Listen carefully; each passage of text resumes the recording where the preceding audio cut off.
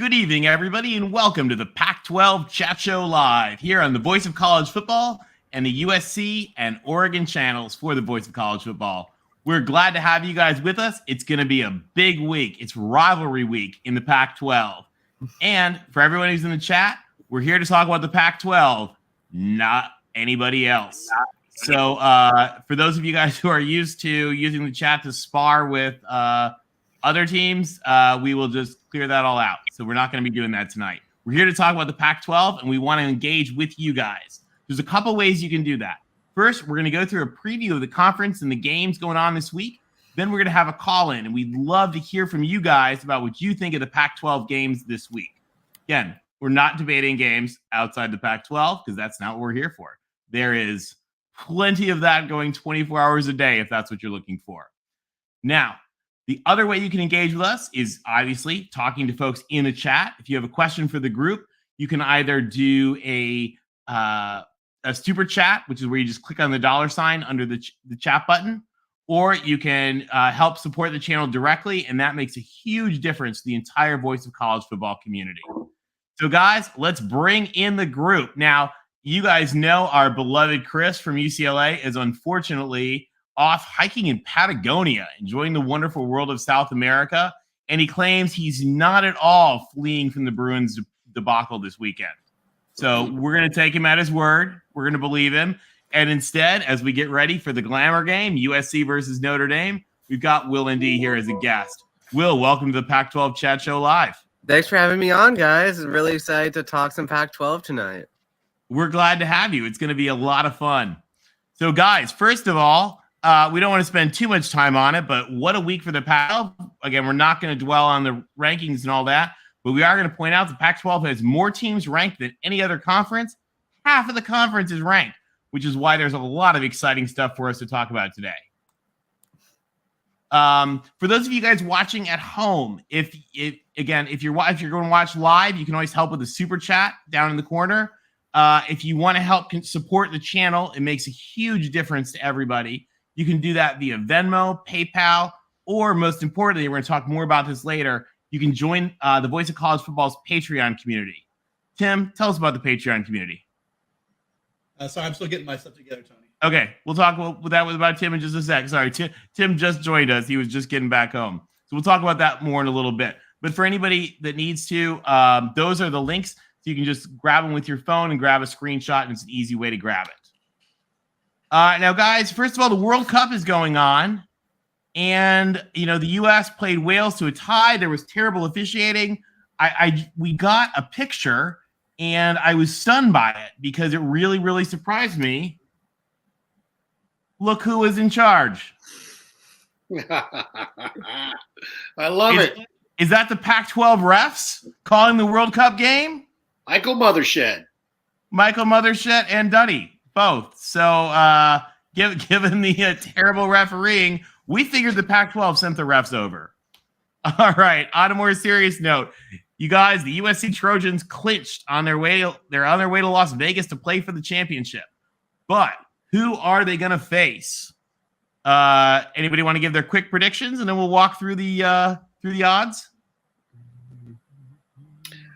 I have a stinking suspicion it's going to be Utah. I think Utah.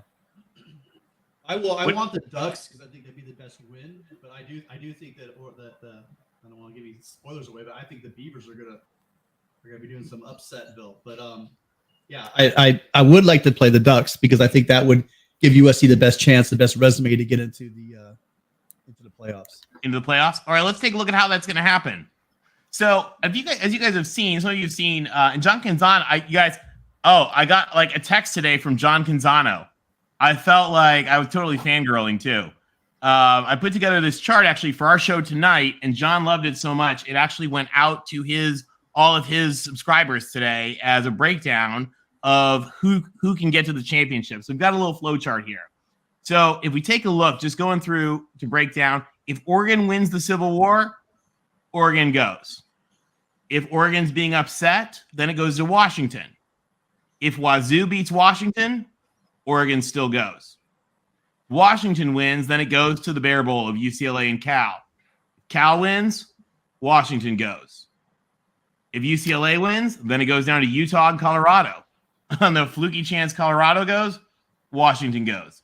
If Utah wins, Utah goes. Wait, So you guys can reference this. It's on my Twitter at TJ Altimore. You can download it, save it, or whatever if you want. But guys, here's the actual odds of that. So if we take a look at ESPN's ESPN Analytics, and you actually break down the probabilities through that, ESPN says there's a 78% chance we'll see the Ducks, 15% chance of the Utes, and a 7% chance of the Dogs. okay, so if Wazoo wins and Oregon State wins, is that the way that Utah gets in? No, Oregon State has to win, then Washington, then UCLA, then Utah. Okay. So actually, so I think that the Cougs and the Beavers are going to win. So that would still let Oregon in. that would still send Oregon in, yeah. So this is pretty handy. Again, I was totally fangirling, guys. Canzano himself texted me and sent out his people. That was kind of cool. Great job. So, thanks. Now, for those of you guys who are really involved and love college football, really, Mark's Patreon community here in the Voice of College Football is something that you guys should really check out. If anybody wants, especially if you're watching this at home afterwards, a lot of you guys watch this on TV, just grab the QR code, just take a picture, just hold your phone up to that, and it'll automatically take you there. It's $5 a month. You get to be part of the Discord. You get to vote in our playoff simulation pool, and you get to hang out and chat football all the time with people. So we really, really recommend it. What do you guys what do you guys think? Shouldn't folks join in? It's the best decision I've ever made. Yeah, I think I've been the Patreon member for months now, and to my knowledge, I've not seen one person join who's left. It's a great group of people. If you like the people in the chat, a lot of the people in the chat are in the Patreon. It's a great place for people to meet. Also, there's just conversation. There's different channels for different conferences. So if you don't want to deal with certain conferences, there's a main channel where everybody's talking. But the best thing is we all get together. We do like live. For instance, if it's an away game for USC or it's a away game for one of the other guys, they'll put together a chat and we'll do a live stream of the game and watch the game together. We've also watched high school games together. So if you love football, if you love this community, it's a great place to be. $5. You can also be on the College Football After Dark show, which is a lot of fun to be on. It is. So guys, definitely check that out if you're not already a member. It's totally worth it. And we're going to talk. There's a special prize that we're going to do over the Patreon. We're going to talk about it a little more later on in the show. All right, guys, let's get into our first game here. Utah and Colorado, the rumble in the Rockies. So ESPN gives Utah a 98% chance of winning here. What do you guys think? Can this be a miracle? Can the Buffs pull off the unexpected in their final game here before they get a new coach? I don't see it happening, unfortunately. I don't think so either. What do they say? 98%? It's probably more like 100%. Pretty much. Yeah, I don't see Colorado having any chance. It might be close in the first quarter, but Utah is going to take care of business. They've got to do what they've got to do. They're just going to run the ball. Short passing game and just solid defense. Colorado over 4 quarters will kill itself. Basically, it'll blow up, turn the ball over, and Utah rolls and takes care of business. And Rising's hurt, but even with Rising hurt, there's just like I said, it's about 6 weeks running now. I'm going to root for anybody that's against Colorado until they prove otherwise. So Utah rolls this one. I think so too. All right, next up to bat, guys, the Territorial Cup. Now, do you guys know why this trophy is called the Territorial Cup? Have no clue. So this rivalry, this is a bitter, nasty, nasty rivalry. For those of you guys that think the Egg Bowl or the Iron Bowl, like they hate each other, these two hate each other just as much. I won't say more, but just as much. And that actually goes back because this rivalry is older than the state of Arizona. The original University of Arizona, which in the Arizona Territory, against the Tempe Normal School, which today is Arizona State, started playing football and have despised each other for longer than Arizona was a state. So this goes back to the territory, and it is the Territorial Cup. So it's kind of a cool tradition in that. So guys, we've got Arizona, who is a little bit resurgent after their big win over UCLA. And we've got Arizona State, who's been up and down, pulled off some upsets. What do we think here? It's going to be in Tucson. I think Jaden Delora and Jed Fish will roll. I'm going with the Cats. I really like what he's doing. I think they'll be a competitive team in the Pac-12 in the next 3 years. I concur. Jaden Delora, great quarterback. He's up and down, but when he is on with those 3 wide receivers, something to watch. They're very special. I think Jed Fish is doing a great job. He has recruited talent. Their roster is getting better. You can tell offensively, defensively. There's still holes to be filled. I love the game being in Tucson. Arizona is playing for their 5th win. Unfortunately, they're not going to go bowling. They lost last week to Washington State. The Cougs came down and handled business. But for Arizona to go from 1 win to 5 wins would be huge, and to knock off ASU, even better. You got to go with Arizona in this game. I agree, Rick. Yeah, I mean, this is basically their bowl game, right? Because they're not going bowling. Yeah.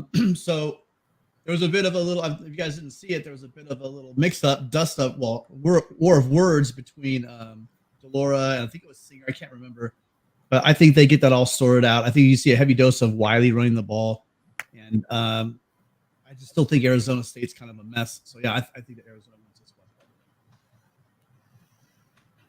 I agree with you guys. I think Arizona pulls this one off. I think they actually it'll be really a serious program improving win for Jed Fish, and it will really help him cement what he's been doing, and that's really, really exciting. So go Cats. I don't quite know how to make my thing, but that's my prediction. Did we lose? Did we lose Will? He'll be back. All right. And our friend TBM has picked Chris, who's not with us, has picked Arizona. So we do still have Chris's picks in exile. He did have Utah in the other one. Chris goes with Arizona. Now, guys, last week the Stanford Axe, which is the prize between Cal and Stanford, was fought on the 40th anniversary of the Band is on the Field game, and Stanford won. Or excuse me, Cal won. Cal beat Stanford and had a great game. Now, we have a tradition here. LBC, who spent years and years as an executive in the microbrewing industry, and this is not sponsored or anything, this is just for you guys in the Pac world, has been helping pick celebratory beers for each team that wins a big signature win. And it's a special beer from that area near the campus because the Pac-12 is the best craft beer in the country. And LBC, did somebody win a beer with this game? They did. Congrats to the Cal Bears who came back and beat the No Fun team. They beat Stanford. And for their efforts, I highly recommend one of the best examples of a West Coast IPA with 4 different hops, Bear Republic, Racer 5 IPA. For our viewers out there, hey, I try to give you some good craft beer knowledge. If you want to go to, for Thanksgiving, you're going to your relative's house, don't bring the Bud Light 30 pack. That's no class, man. No class. For one day, step it up for Thanksgiving. Hopefully your Aunt Jenny or your Uncle Lou, they're going to bring a good bottle of wine. Well, you bring a good 6-pack. Bear Republic Racer 5 IPA. How can you go wrong with Bear Republic and the California Bears?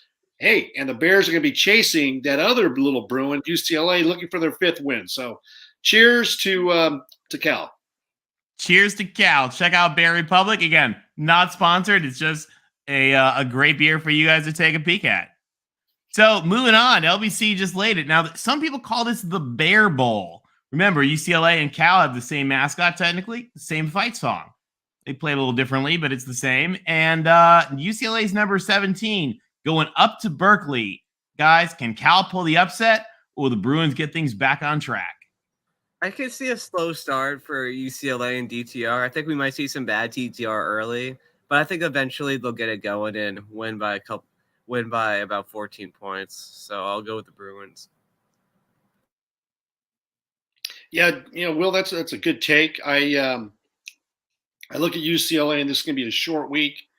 They got to travel up to Berkeley it's a Friday game. You got Thanksgiving tomorrow. I agree. I think it's going to be a slow start. Cal is, a pretty good defensive team, and they always give UCLA problems. But I see DTR leading the Bruins to win this game.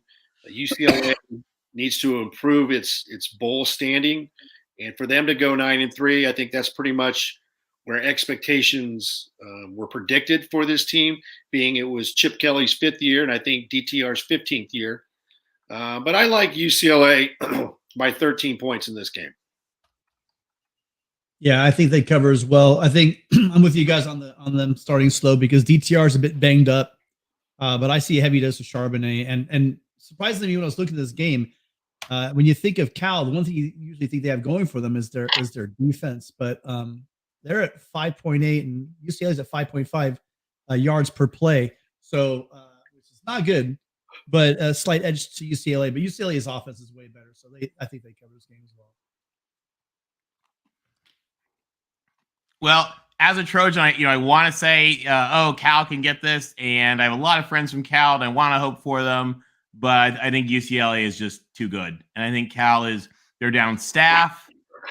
I don't think their players are good enough, and I think UCLA goes and wins this one. And unfortunately for our friend Chris, Mr. TBM, he has a very real risk here of not sitting at the grown-ups table at Christmas as he picks against the Bears. So we'll see. He's picked with UCLA. So Chris, good luck to your Bruins. All right, guys. Now, some of you guys know Notre Dame and Stanford play for what's called the Legends Trophy. Because this week during Rivalry Week, we're highlighting all the great rivalries of the Pac-12. So, Will, first of all, just real quick for 1 second, what happened? Tommy Rees happened, man. Like, I don't know what went wrong with it's still the happening, offense. By the way. Mm-hmm. Isn't it? Yeah, the offense just did not have a good day in South Bend, and Tommy Rees was forced to change up his game plan a bit to make it a bit more simpler after this game. And hey, it paid off. We've won all of our games since then. But also, I think the Stanford, they had the power of the tree. They had the power of the tree in South Bend, even though it wasn't there. The tree had not been suspended yet, had it?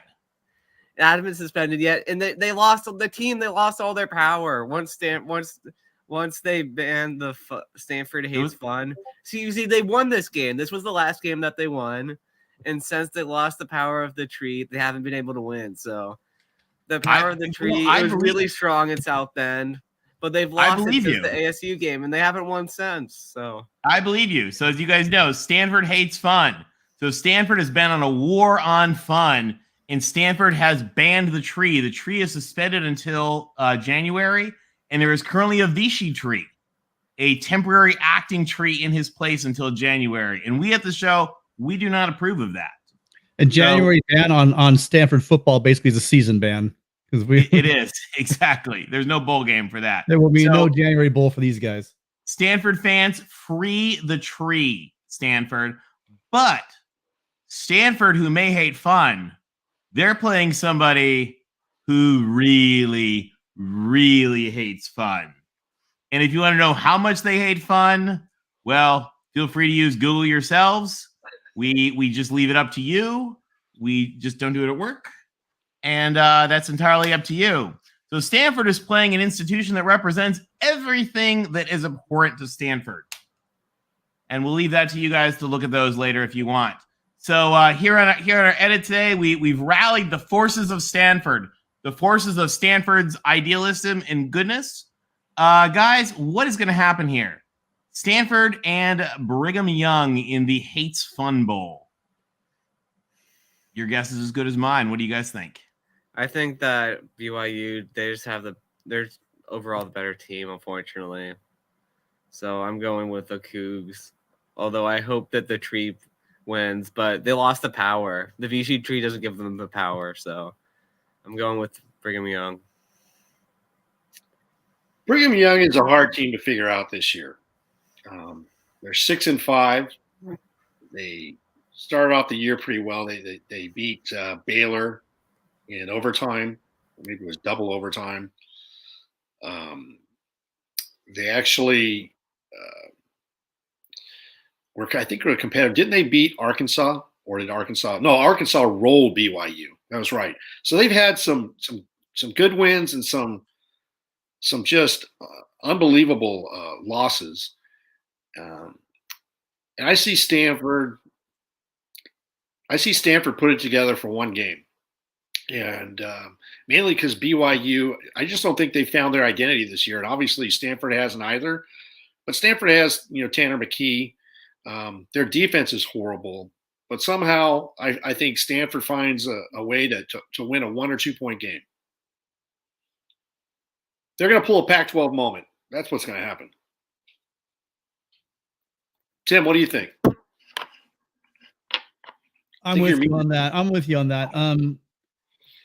BYU, though, Tony, I know I don't want to pull for BYU, and I'm not pulling for BYU, but unfortunately, Stanford really is not a good team. When they lost EJ Smith, an already very limited, they didn't have a lot of options on offense to begin with. But when they lost EJ Smith, this team went from bad to really bad. And BYU you just pick a category: yards per play, points per play, third down conversions, everything. They're superior and significantly superior. So I do think that it's going to be I think they're 6.5. I think it's BYU favored by 6.5. I think that BYU covers. All right. I got to go with LBC on this one. I just, I look at it and I think Stanford probably has better players. They're kind of a mess. Their season's in free fall. BYU, I don't think is any better. We've watched them struggle with some lesser teams, and just out of principle, yeah, I don't vote on people who discriminate. So BYU loses to Stanford. Vichy Tree finds a way. We'll see. And TBM agrees. So I think he also follows a process of don't vote on BYU, don't vote on Liberty. All right. So Stanford, free your tree. Get your energy back. Free the tree. Yeah, and CKS, I like this. He says if Stanford could put some effort and confidence together, they could beat BYU. BYU is not good. They are not good. They are not good. Oh wait, did Manimal Matt? Did he do some Googling? I hope he did. Exactly. You're gonna read for Stanford if you are. And guys, speaking of the Stanford tree, if you haven't seen our show with the Stanford tree, check it out. There's a link there. You can find it in the Voice College Football channel or the USC channel. Amazing guy. Really cool traditions there. Get to know Stanford. You can't help but love them. So moving on, the Apple Cup. So a lot of you guys know the Apple Cup. Talk about another ferocious rivalry. Washington State and Washington. Just the state torn apart. They love it. Big old trophy. That is a big trophy, by the way. And they're going to battle out on the Palouse. So what do you guys think? Now, actually, before you go, there's actually potentially big news here. Now, these are two great schools who are run by amazing people. So on the CEO level, Dr. Cauchi at Washington is the new chairwoman of the PAC. Dr. Chilton, who's a good friend of the show, who's been on our show. We love her. She's amazing. Is at Washington State. The athletic directors are awesome. Jen Cohen at Washington just done a phenomenal job. She brought in Kalen DeBoer. Pat Chun, who's a rock star at Washington State, just got inducted to the Asian Hall of Fame, disciple of protege of Ohio State athletic director Gene Smith. Rumors are he might be off to West Virginia. And then we got coaches Kalen DeBoer, who just signed an extension at Washington, and Jake Dickert at Wazoo. Guys, what's going to happen out on the Palouse? Who's taking home the Apple Cup? I'm going with the Cougs. I think they find a way. They're at home. I don't think they've beaten the Huskies at home in a while. I'm a big fan of Cam Ward, and I'm a big fan of the Cougs this week. I'm going for the upset. I have friends at both schools, at UW and Washington State. I think they've had great years this year. with Jake Dickert and DeBoer. DeBoer has done a phenomenal job turning that Washington program around from 4-8 to now 9-2. Michael Penix has turned around that offense and been pretty spectacular. I think Washington, he's got like 3,800 yards passing. He's a dynamic player. Washington State's got a good defense. They got a very good defense. They're stingy. They are tough at the Palouse. But I just think Washington is going to have enough to get by. I like Penix more than I do Cam Ward. He's more dynamic. And he's been playing really well the last couple games, evidenced by knocking off the Ducks and Autzen. And I see Washington winning a field goal game. I got UW. I have my issues is what are twofold. I really want Oregon in the championship game, so that's that. There's that, but also the fact that USC played Washington State and not Washington this year and has a win over Washington State. So I'd love to see them ranked, but I just don't see them winning. One big thing about Washington State that I love their defense. But their red zone defense is like a sieve, and also their pass defense is not very, very good. The overall Washington State defense is good, especially against the run. But I just look at the players that Washington has. You know, when you talk about Washington, the first thing you think of is Polk, McMillan, Oduze. Dude, these guys are just insane. And what Penix is doing is just too much offense.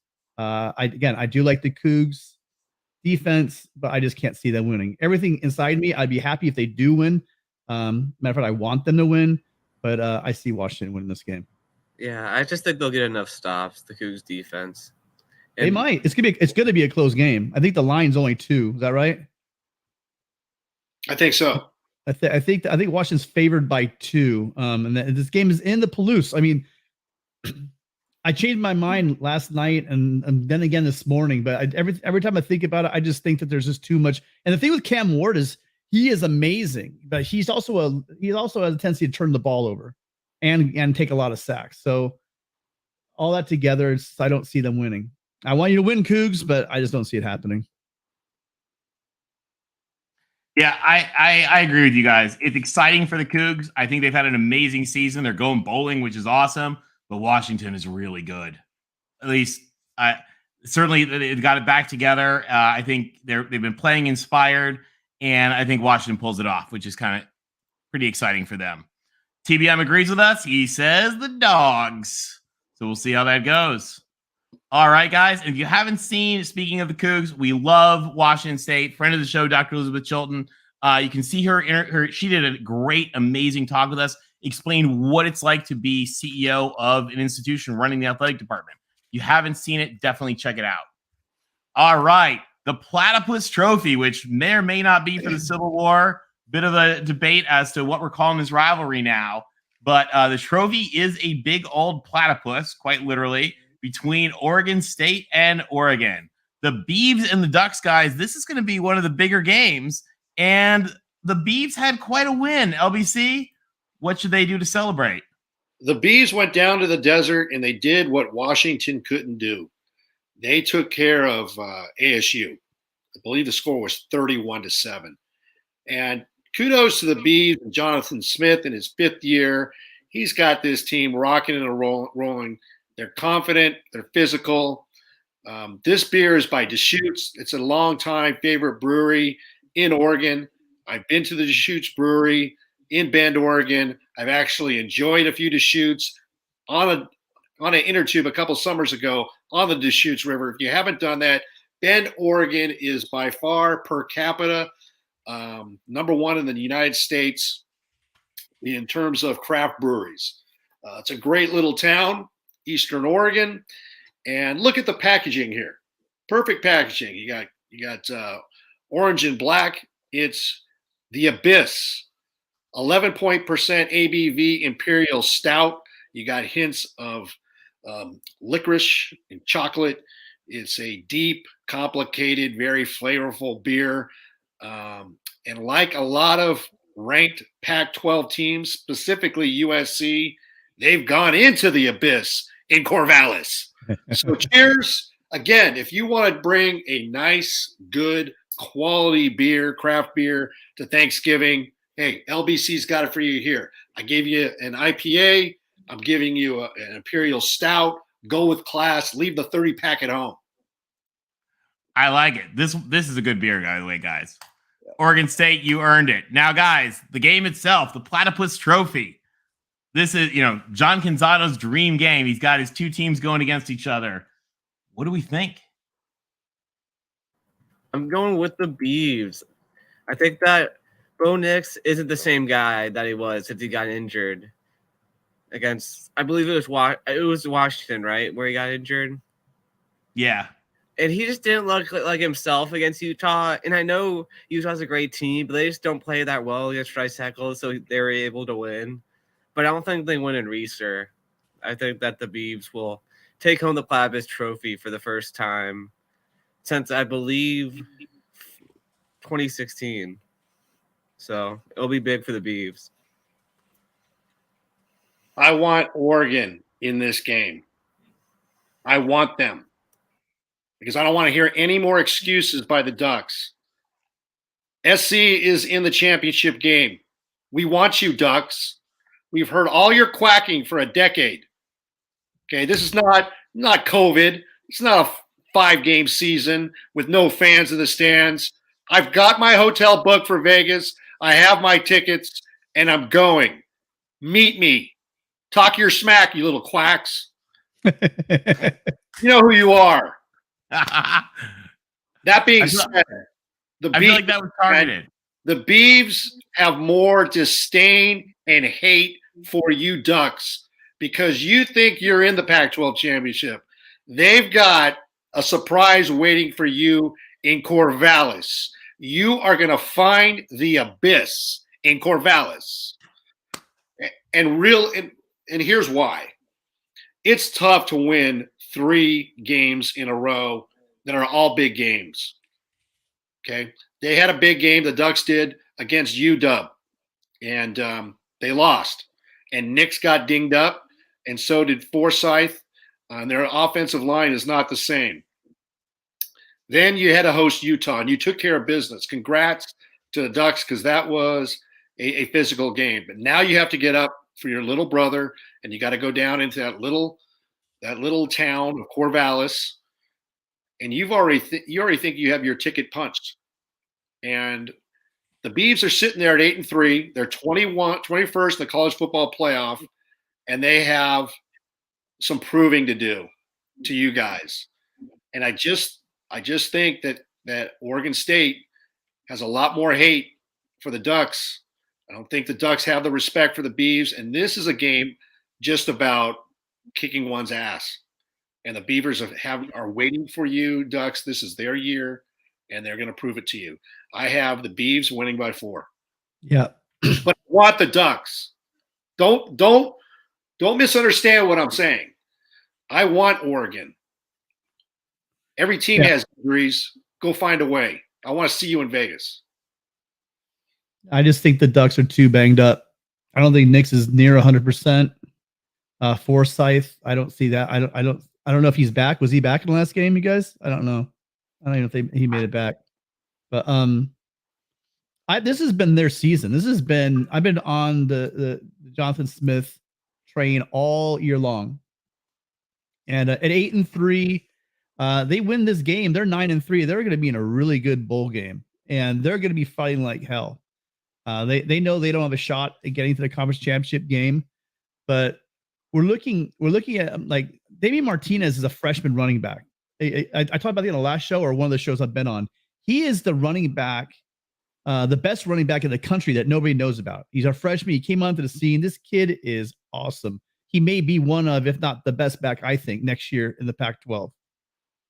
They will run the ball. They will run it a lot. I just worry. The one thing that gives me pause is the fact that I'm not really sold on Gulbranson, or I don't know if Chance Nolan. The quarterback situation has been terrible. Again, it's well publicized.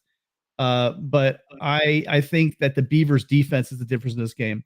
I don't think that they'll be able to run, and I don't think Nix is going to be able to throw the medium, intermediate, and long passes on a really bad Oregon secondary. So give me the Beavs. I think you hit it there, Tim. That's going to be the difference. That secondary is tough. It's awesome, isn't it? And even with a healthy Nix, they're going to pose challenges. And we don't know the health of Nix. Can he really push off that leg? Can he scramble? Can he get the Ducks to play at an elite level like he has been? That's the question. And Oregon State's defense is going to sense that. That's you hit on the head. That's going to be the difference. And I'm with you. I mean, I do want this playoff chance. If we could beat Notre Dame, I want this chance. And playing the Ducks in the championship game, playing a top 10, that would be excellent and would really help us. On the flip side of that, though, is if Oregon State loses, do they drop out of the top 25? So I mean, I'm looking at both ways.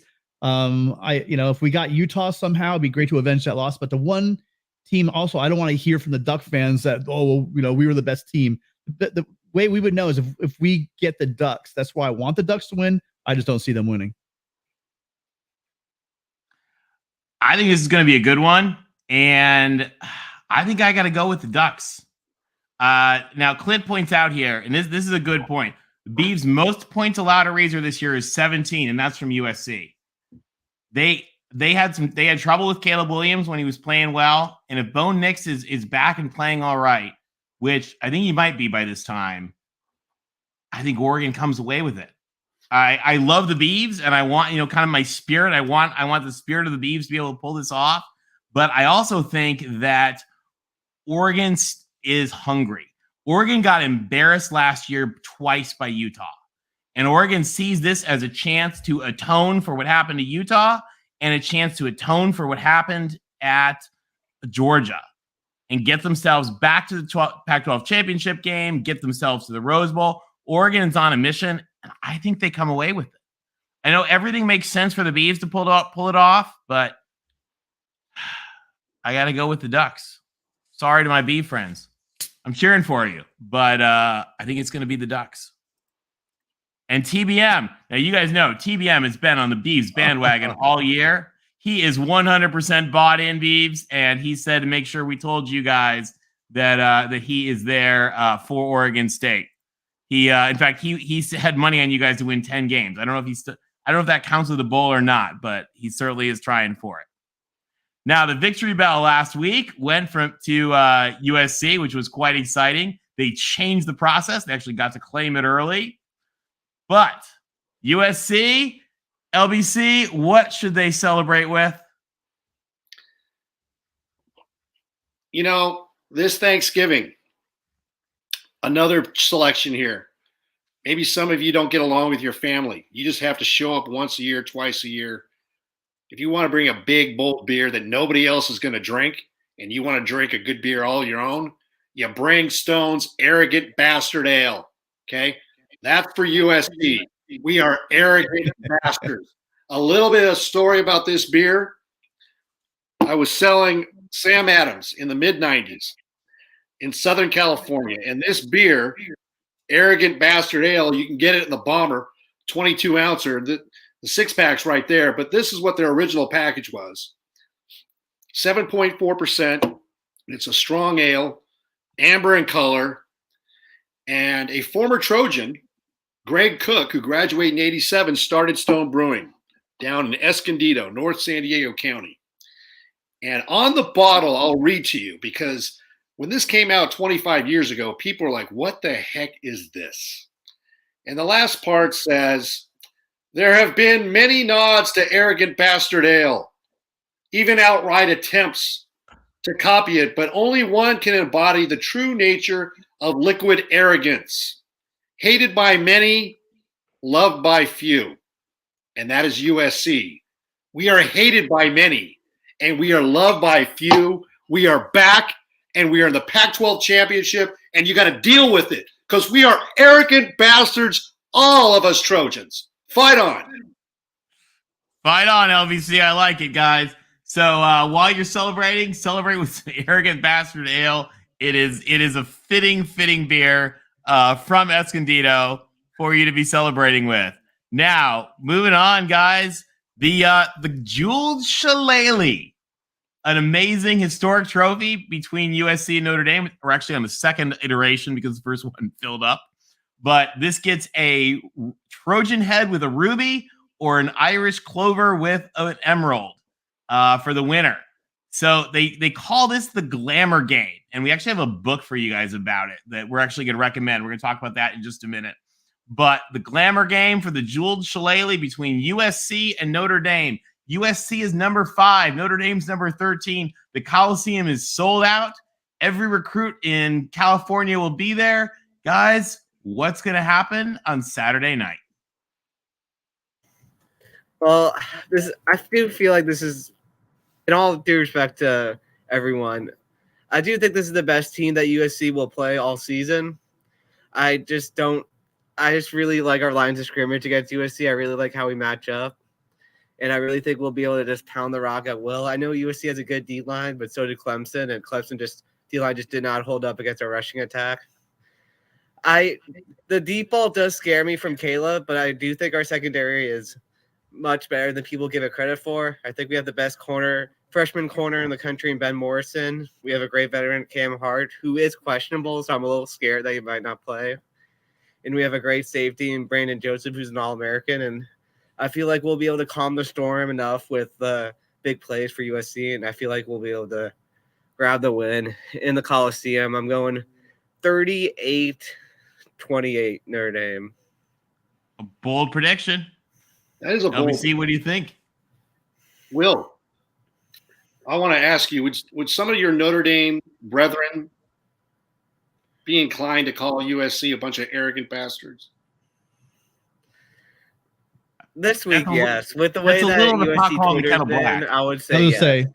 Yeah, because we are arrogant bastards, and we've got you in the collie, baby. I love it how you talk up Notre Dame, and you're a great rushing team, your O-line, your D-line. Let me tell you something, okay? Notre Dame is 36th in rushing. So that is like a little bit better than average, good. I would say good. They pound the rock 191 yards a game. UCLA, before they played USC, was averaging 240 yards a game. And USC held UCLA to 240 yards rushing. Most specifically, Charbonnet had 95 yards, 19 carries. He basically 5 yards a carry, 0 TDs. So what happened there? Basically, USC said, okay, DTR, we are going to stop the running game, and we're going to let you go ahead and get your rushes, and you're going to do DTR things. And he did. 3 interceptions and 1 fumble on the sack. Now, DTR is known. He was getting a little bit of Heisman hype for what he did earlier in the year. And he's dynamic. Now we look at your quarterback, Drew Pine. Okay? Drew Pine. Now, USC, yes, we've been maligned about our defense. Oh, it doesn't look good. And, yeah, it doesn't look good. But we're like in the top 5 in sacks, number 1 in turnover margin. So when it counts, we get a stop, right? It's results. We don't get blown out by 4 TDs, at home, like some other schools, and stay in the top 10. That's not us, right? So let me tell you what USC is going to do. They're going to stop the running game, and they're going to put our DBs on islands, and they're going to go, okay, 5'9", Drew Pine. Try not to get yourself killed and leave the Coliseum in the pine box, because we're going to shut you down. You're going to have to try to deal points with Caleb Williams. Yes, I understand you got Michael Mayer, and he's a great tight end. He's got 59 receptions for over 700 yards, and I think he's got 7 TDs as well. We know who he is, all right? I don't even know, and I don't need to know, the other Notre Dame wide receivers because they haven't caught the ball. Drew Pine throws for less than 190 yards a game. My God, Caleb will get that in a quarter and a half.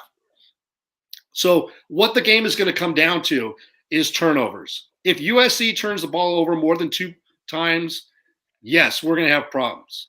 If USC has to punt the ball because our special teams are horrible, you guys might block the punt and take it back for a turnover. That is what's going to keep you in the game, is if we turn the ball over or we get a punt block and you take it back. But we're going to shut down the run, and then we are going to score points. It's going to be a good game. It's going to be a tight game. I see USC winning 38-24. Yeah. We watched this team, Notre Dame, lose to Marshall, right? Should have lost to Cal, lost to Stanford. And in these games, they're giving up 26 points to Marshall, giving up 21 points to UNLV, giving up 32 points to Navy. They're about to have USC at home, who's number 3 in the country, points per game. It's number 3 in the country. They're number 2 in total offense, 2nd and 3rd down conversions, number 1 in turnover margin. They're number 5 in explosive plays. I don't see any way on earth that Notre Dame offense keeps up with the amount of points USC is about to put on them. I have all the respect in the world for Notre Dame. Great school, great tradition, great program. But I don't see this game even really being close. It's going to be at least 14 points, minimum win for USC. Tony, before you step in, I want to make one extra comment here. And Tim brings up a good point. There's going to be a lot of points scored. And my number at 38 is respect to Notre Dame, because I think they are going to hold the ball and they're going to try to win the time of possession game, which I believe they will. And one of the things that Notre Dame prides itself on is, hey, they're number 16 in the nation in passing defense, but they've literally played one passing offense the whole year, and that was North Carolina. Everybody else can't pass the ball. I don't need to talk about UNLV, Navy, Marshall, Stanford, Cal. Ohio State is a good passing team, but they had under 300 yards. What if we get it rolling and we start rocking and we put a 50 burger on Notre Dame? You can blame the College Football Playoff Committee, because we need style points. And if it gets rolling, those points aren't going to stop. Because and there's more to that. Yeah. There's more to that, Rick. You also have the fact that Caleb's going for a Heisman. So they are not going to let loose. And the thing that we're talking about here is, yes, I think that they have been trying to run the ball a lot, and that's been their game. But when you go down, if you go down by a couple of scores, you can't keep running the ball. And we let Drew Pine try to throw. And I saw Eric Gentry hopping around the field. He didn't play. He played a couple downs. But I saw him after they smacked UCLA in the Rose Bowl. I saw him running and hopping and skipping all over the place in celebration. That ankle looks just fine to me. So that's also a wrinkle we're looking at. And when they had him in the game, they had an elite red zone defense. I think they were number 5 or 6 in the country through 6 games in red zone defense. So I think as the margin begins to stretch, I can see Drew Pine in that offense and Tommy Rees try to throw the ball, and I can see it getting pretty nasty. And I don't think you're right, Rick. You nailed it. We can't, the style points, they need style points because they're trying to give LSU a shot. They're trying to give everyone else except USC a shot. USC's got to throw enough points to prove that we belong in that playoff, and it might get messy. The other thing, too, is that the first game of the year, Ohio State beat Notre Dame at home at the Shoe by 11. So if you ask the coaching staff, you ask Lincoln Riley, that's not gonna matter to them. BS. It does, and they look at that, and I think that's a number that they have to beat because of all these different machinations. And if anybody knows about getting the college football playoff, it's Lincoln Riley. So, Will, I love your spirit, man, but not gonna happen, brother. Yeah, the thing that I'm gives gonna us stay quiet, but if we win, I'm not going to stay quiet in the post-game show. Oh, listen, you have every right. If we lose, listen, Will, dish it out. I hope you're there for the post-game show laughing in my face. Yeah. And you have every right to do that. Absolutely. And we have an exciting post-game show because Will's going to be with us live right after the game for a joint dual USC Notre Dame post-game show right here on the Voice of College Football channel, guys, on both the USC and Notre Dame channels. So we hope you'll join us, Irish fans, USC fans, everybody all together. We hope it'll be fun. Maybe less fun for one of the teams. We'll see. As for my guess, I gotta align with you and LBC on this. The USC offense is just too much for Notre Dame. And Notre Dame's offense is good, but they're not Ohio State. They're not Alabama. They're not even Texas. Like I don't think that this Notre Dame, I think they're going to score on USC. They're going to drive the ball. They're going to do good. They're going to play well, but I think USC is just going to be too much for them. Hey, Uncle Rico, just really quick. Sorry, Tony. Uncle Rico, let's see if we score 21 on them, okay? We'll see if we can score more than 21 points on them like your Buckeyes did. I'm going to guess right now, if you want to do the chat, you want to bet $20 straight up we score more than 21 points, Rico? Feel free. Go ahead. I'll Venmo you the money. All right, Rico, there's a bet on the line, Rico. Are you going to put your money where your mouth is? Let's see. Let's see if Uncle Rico is willing to put his money where his mouth is. See if USC can outscore 21 points Ohio by State. the mighty Buckeyes. Yeah, we'll see. I think they're going to. I mean, Navy outscored Ohio State against Notre Dame. I think USC is going to do it probably before halftime. So we'll see. It's going to be interesting. But I think that this does. Mark, we'll see if we can outscore them by 10. Let's do that. Maybe we don't hold them to 10, but I think the margin of victory will be more than 11. We'll do that. It's all right. So Rico, I'll take it as a no. Okay. All right. Uncle Rico has vanished. Uncle Rico has vanished. Does that make him Aunt Karen? No, I'm just kidding. We're just teasing. Uncle Rico, we'll see. We'll see. All right. Now, what I think is going to be interesting about this game, too, guys, it says a lot about, and we know that the transitive property doesn't work, but you know what? It kind of does a little bit. So we're going to have to see because this is a comparative measure. I don't know as much about the first game because first games are first games, but Notre Dame pretty recently played Clemson, and our good friend Will and D was there live in the stands watching an epic win as Notre Dame stomped Clemson. So as we look at playoff implications, I think that this says a lot about where does USC compare to Clemson in this playoff ranking. And I'll tell you what, if USC loses, I think that Clemson should absolutely be right there in the hunt for a playoff berth. If USC wins, then I don't want to hear anything about Clemson being over USC. So we're going to see. I think this is one of those rare chances when we get late in the season dual comparison team to team. Notre Dame has stomped the entire ACC pretty much. So, and we joke, Stanford's the ACC champion. Haha. I like to joke about that. Obviously, that's nonsense. We tease, but Notre Dame has stomped the ACC. So we're going to see what happens here. I think it's going to be pretty interesting and a fun game. TBM is going with the Trojans. You guys know how painful this must have been for him? Yeah. This had to be painful for Chris, but he went with the Trojans. So he's hiking with the alpacas in Patagonia, so he could care less. And for any of you guys that are interested in a really, really interesting, we just got two books because folks love this. We talked about this last week. There's an awesome book about the Notre Dame USC rivalry called The Glamour Game. You can get it on Amazon for a couple of bucks used. It's worth checking out. And then there's been so much talk about Pac-12, SEC. There's another book that a lot of you guys would love called Turning of the Tide. It's the story of how USC and Alabama partnered together in secret to integrate the Alabama football team in a game where USC brought an all-black backfield and just spanked Alabama at Legion Field. The next day, they authorized Bear Bryant to integrate the Alabama team as Bear Bryant and John McKay partnered in. So it's an amazing story. I mean, and you guys have probably seen some documentaries about it and stuff, but if you don't know that story, it's a really, really, really neat story. Turning of the Tide and the Glamour Game story of USC Notre Dame. So just two fun things for you guys to get some reading. And Tony, yeah. Great suggestions. I read Turning of the Tide. It's a fantastic book. I highly recommend either one of those books. I didn't read The Glamour Game, but I will. But Christmas is coming up.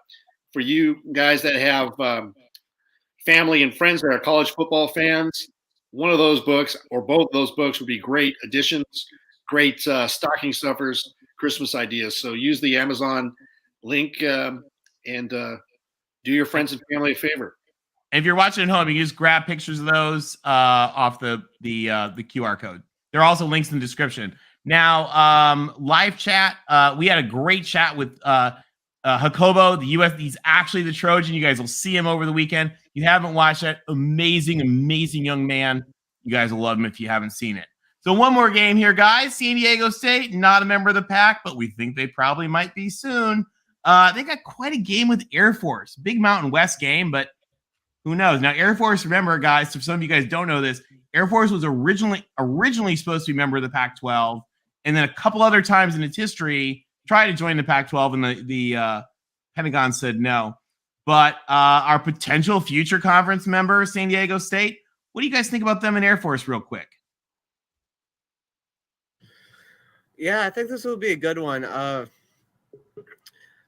know both of these teams aren't doing as well as we thought they would at the beginning. I mean, San Diego State did not look good against Arizona, but it looks like they've got it together. So them and Boise are looking really good in the Mountain West. So I'll go with San Diego State. Yeah, San Diego State's not having as good as a year as anticipated. They've got their new stadium. All due respect, full disclosure, my brother is a graduate of the Air Force Academy. He received his diploma from George Bush, actually high-fived George Bush.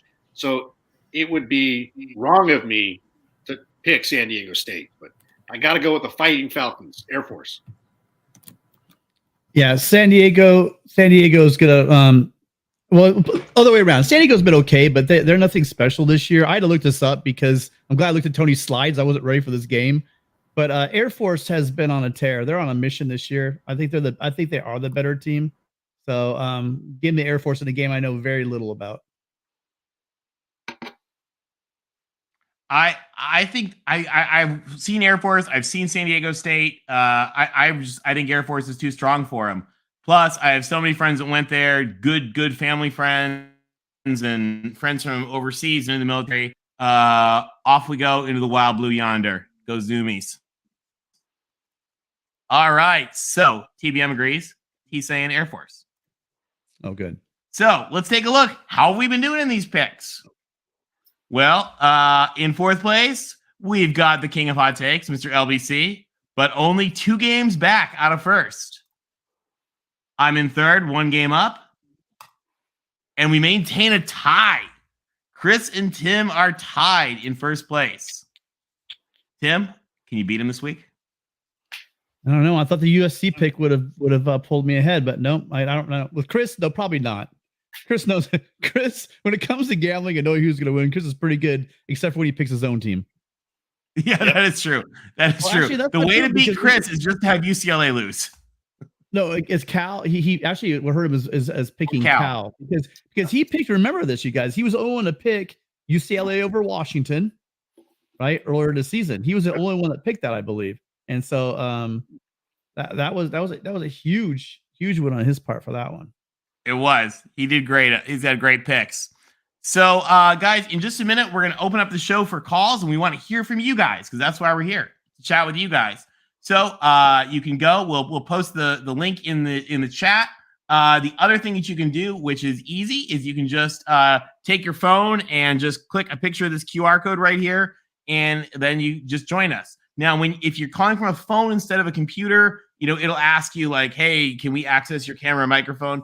Don't be like my older relatives and be like, I don't want that. You have to say yes. Otherwise, it doesn't work. So just do that. And we're looking forward to hearing from you guys.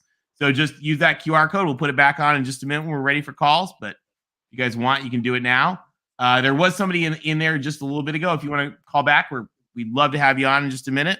So, guys, let's take a look at our Pac-12 power ranking. And Will, we didn't get yours. Sorry. But just join us. And we'd love to have you just tell us tell us where you would differ from everybody. So first of all, on the bottom, Colorado, universally worst team in the league. They have a 98% chance of losing this week. I don't think there's anything to talk about there. What a shock. Next, the San Francisco teams, pretty universally at the bottom here. Which one has a father who played on Cal? Yeah. Whose father led Cal to a heroic victory? But Cal had another heroic victory this week. So kudos to Mr. TBM Senior on that one. Chris knows where his bread is buttered. Guys, I got news for you. If we do this for the Big Ten in the future, I'm not picking against my dad's Spartans either. Filling in the gap there, the San Francisco and Arizona schools, we all have them there in the bottom. Any thoughts real quick on that before we move on? No. They're the bottom. They're the bottom. No. All right. Then we got the Beavs and the Cougs. And Tim, you're moving the Beavs up. Connor, Clint, all the Beavs fans in there. What do you guys think? Tim has moved you into the Big Five. And Tim, the guys in the chat, who do you think got demoted? Who do you think got demoted? Was it the Bruins? It Ducks, was not. maybe Ducks. We'll find out. It wasn't the Dogs because Washington is 5 across the board, except Tim's got them 4. So who did Tim demote? Ooh. The Utes. And here's why. A big part of what makes that machine go is not playing like himself. And Larry, I know you're out there. You and I, we talked about this. I just, for some reason, Rising isn't rising. If Rising was 2021 Rising, you guys might be, again, probably the best team in the conference, up there, definitely. But the way he's playing right now, he's hurt, he's dinged up, whatever it is, he just doesn't look right to me. I keep watching. When you told me it was 17-17 and he has a chance to lead them down and win the game, I'm taking that all week long. But being dinged up, he just can't do it. He can't do it, and that's why I demoted him, because he's a big part of that team. All right. Moving on. Yeah, Connor, that's why. So, Connor, you're getting love from Tim. Next is the Bruins, who we have filling in that. And, guys, across the board, 1 and 2, the Trojans and the Ducks. So I will say I'm proud of mine because mine did not change this week at all. Mine has stayed the same. Games didn't, and that wasn't me. That was the games falling as predicted, not changing. Any thoughts here on 1 and 2? I just have USC 1 because on a neutral field, I just don't see the Ducks beating them at all. With that Ducks secondary, that's really why. 2 reasons. 1, I want to play them because I want to leave no doubt, right? I think it'll be a good game. But, when you do something really good and the other team is terrible at it, meaning USC is amazing at throwing the ball and absolutely amazing at getting those chunk plays, those explosive plays, and Oregon is terrible against the pass and wretched against those explosive plays, that's a combination I would love to see in a championship game. At this point in time, I have Oregon number 1 because they beat UCLA and they also beat Utah. I think those are 2 better wins than USC. Obviously USC just beat UCLA and they beat the Beavs. So right now, at this point in time, I have Oregon 1, USC 2. That's my reasoning. Yeah. You think that USC would beat Oregon, though, right? I'm sorry? Do you think that USC would beat Oregon, right, if they played? Oh, I think they would. I think they would beat Oregon. But right now, but they haven't played. They haven't played. I think USC would beat Oregon on a neutral field, AKA the Pac-12 championship. Mm-hmm. Yes, I do. Oh, yeah. But right now, I have them at number 1. Yeah, and again, Mark's bringing up the game where the Utes absolutely crushed them at home. They beat Oregon State at home, but that was also with a healthier. Because again, he was looking better. That was a long time ago. I mean, that's back on October 1st. This is not the same Utah team that we saw over a month and a half ago. That's why I'm not giving too much credence to Utah 42, Oregon State 16 mark. And to Mr. DeWeedy, how's Oregon above Washington when they beat him at Autzen? I'll tell you, I would love to think that they would do that over and over again. But I think that was one of those games that just they came down to it and the Dogs found a way to win, and awesome for them. But I think if you play that game 10 times, the Ducks win 7. So that's why this is a power rank. This is not a rating. This is not a ranking. This is a power rank. So this is who would win on a neutral field tomorrow. And I think if you play that game on a neutral field tomorrow, I would be cheering for the Dogs. I would be going, bow down to Washington, bump, bump, bump. But I think the Ducks would win. And in that aspect as well, tomorrow, I mean, I had a debate having Oregon at 3 or UCLA at 2. I really had that debate in my head because right now Nix is dinged up. Right now that offensive line is dinged up. They're not the same team that beat them by 14, a month ago. So I honestly think there's a lot has happened recently that would make these power rankings change. That's a big part of the reason why I also have Oregon State beating them in research. Another thing too to look at is, the question is how can you have Oregon above Washington when Washington beat them at Autzen? Yes, they did beat them at Autzen, but you have to look at Washington went down to the desert and they lost to ASU. They also went down to UCLA, the Rose Bowl, and they lost to UCLA. So, there's been some upsets in this conference. You look at Arizona going to the Rose Bowl and beating UCLA. There's some crazy things that happen.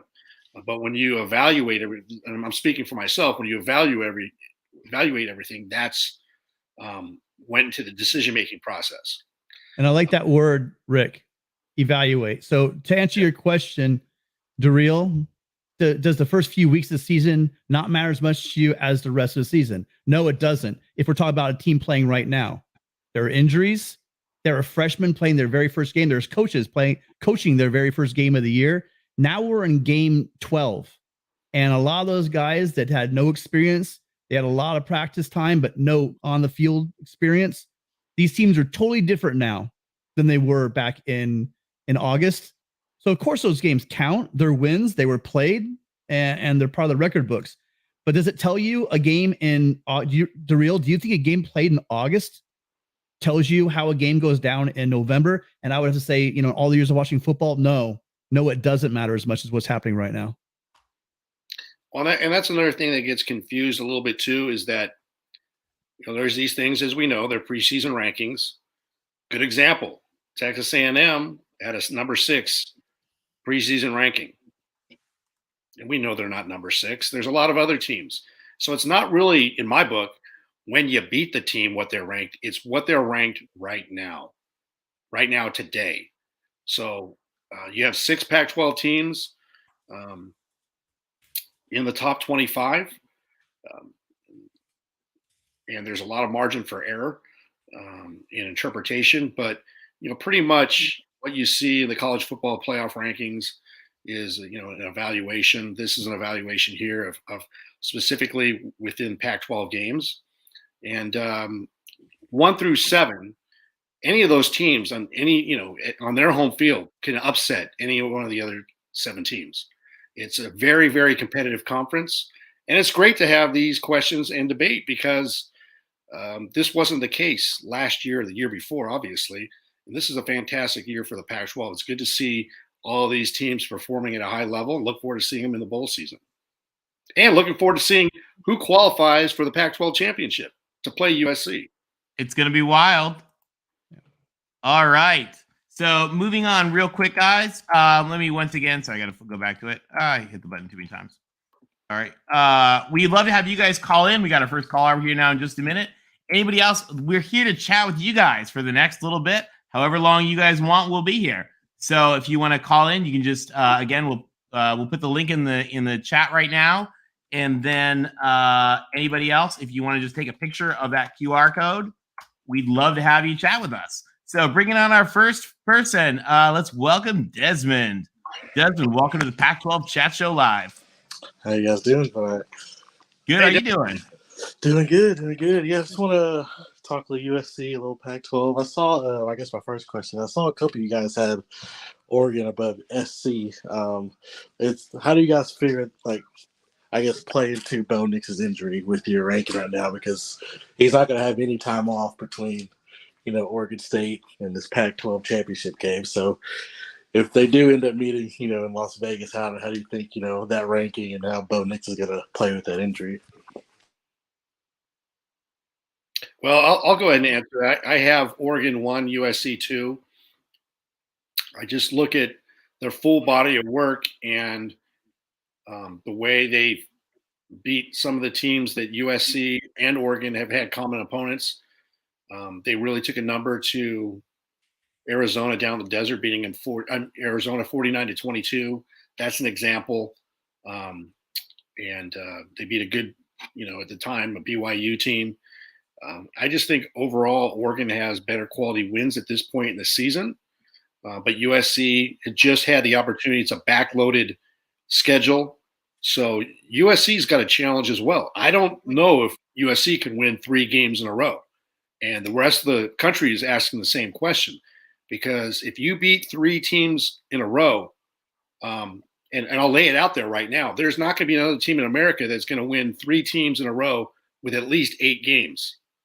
Each team has won 8 games. So they just knocked off UCLA, who was 8-2. They have the chance to beat Notre Dame, who's 8-3.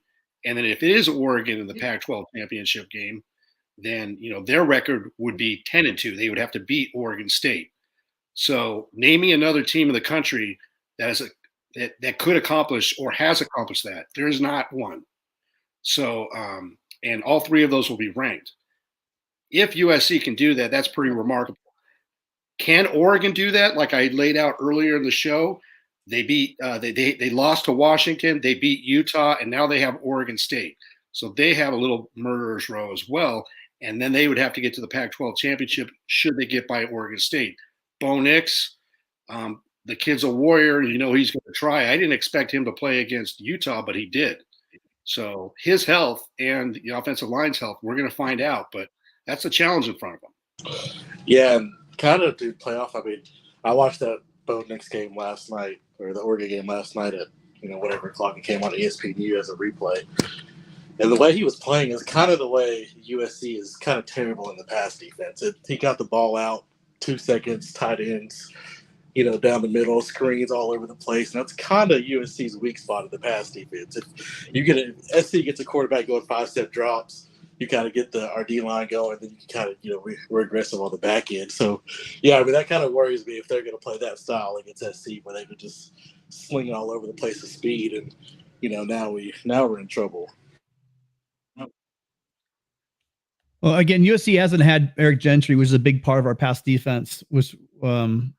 He's back. You look at the defense through 6 weeks. You look at the defense right now. There's a huge difference not having him manning the middle.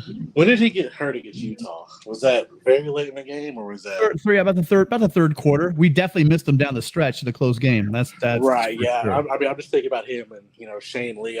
Laterally Shane Lee is just not there. So just guarding those slots and those tight end hitch routes and all this type of stuff. That's where he struggles. That's what I was worried about. To be honest with you, that's what I was worried about because he was matched up in the UCLA game. There's a great example of that where he was matched up on Charbonnet, who went on a wheel route, and man, Shane Lee was with him step for step on that wheel route.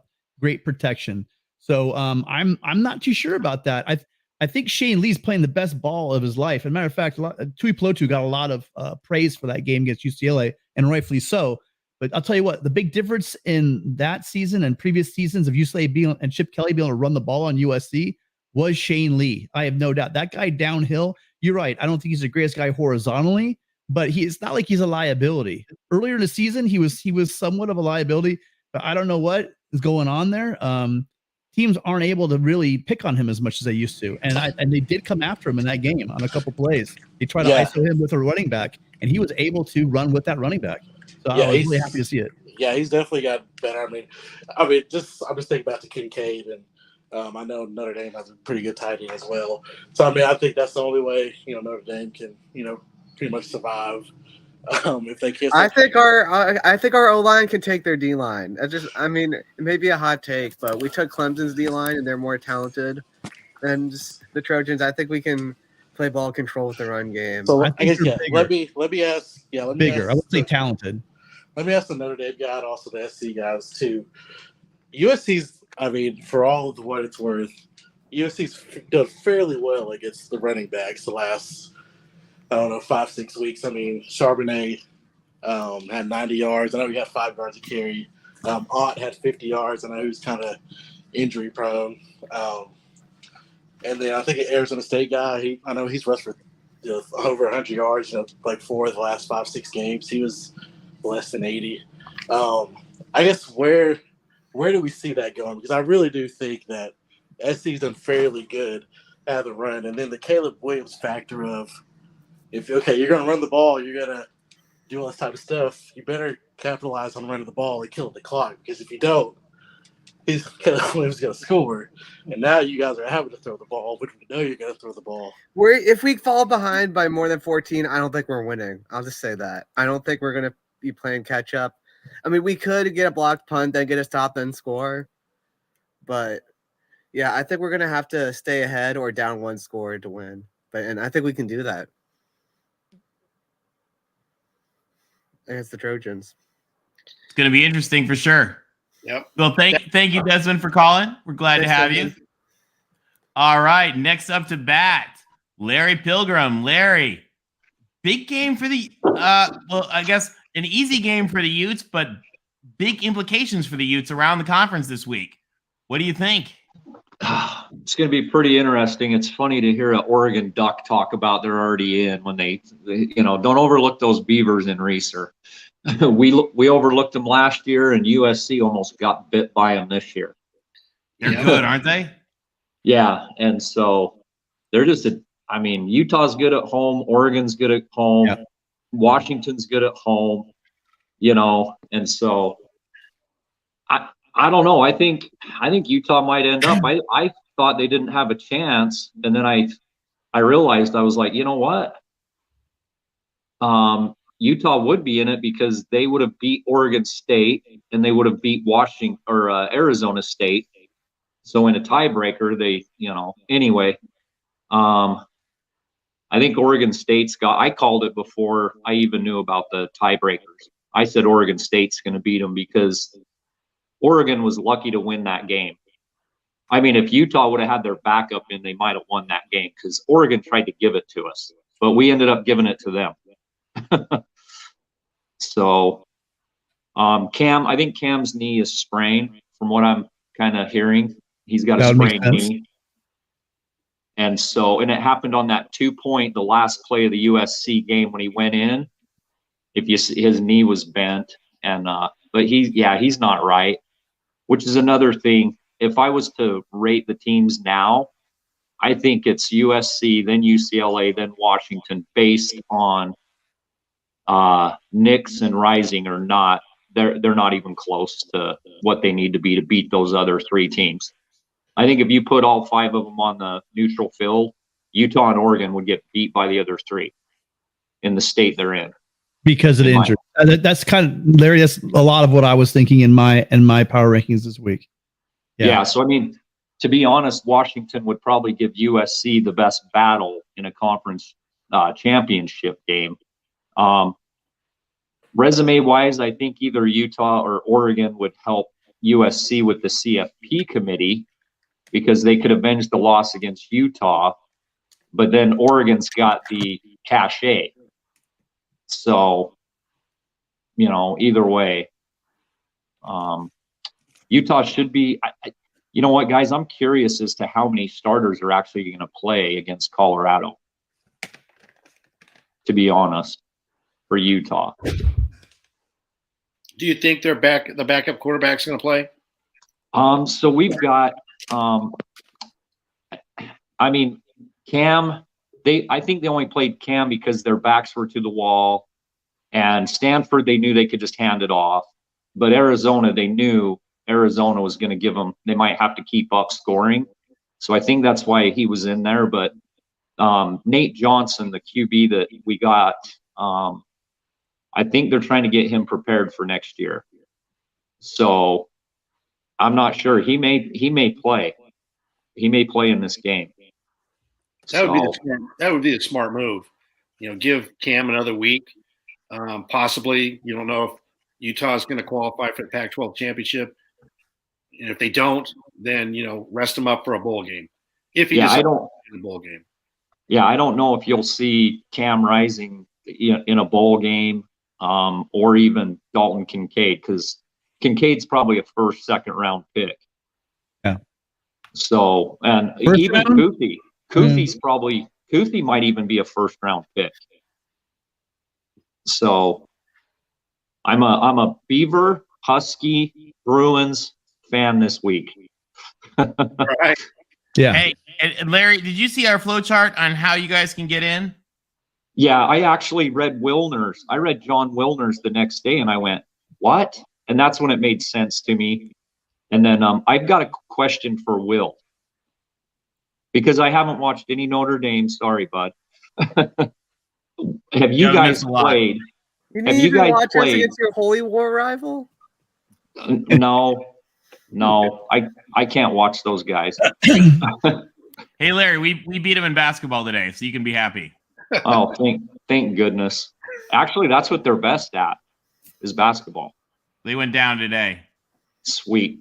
So, Will, what dual threat quarterback has Notre Dame faced with a legitimate receiving core this year?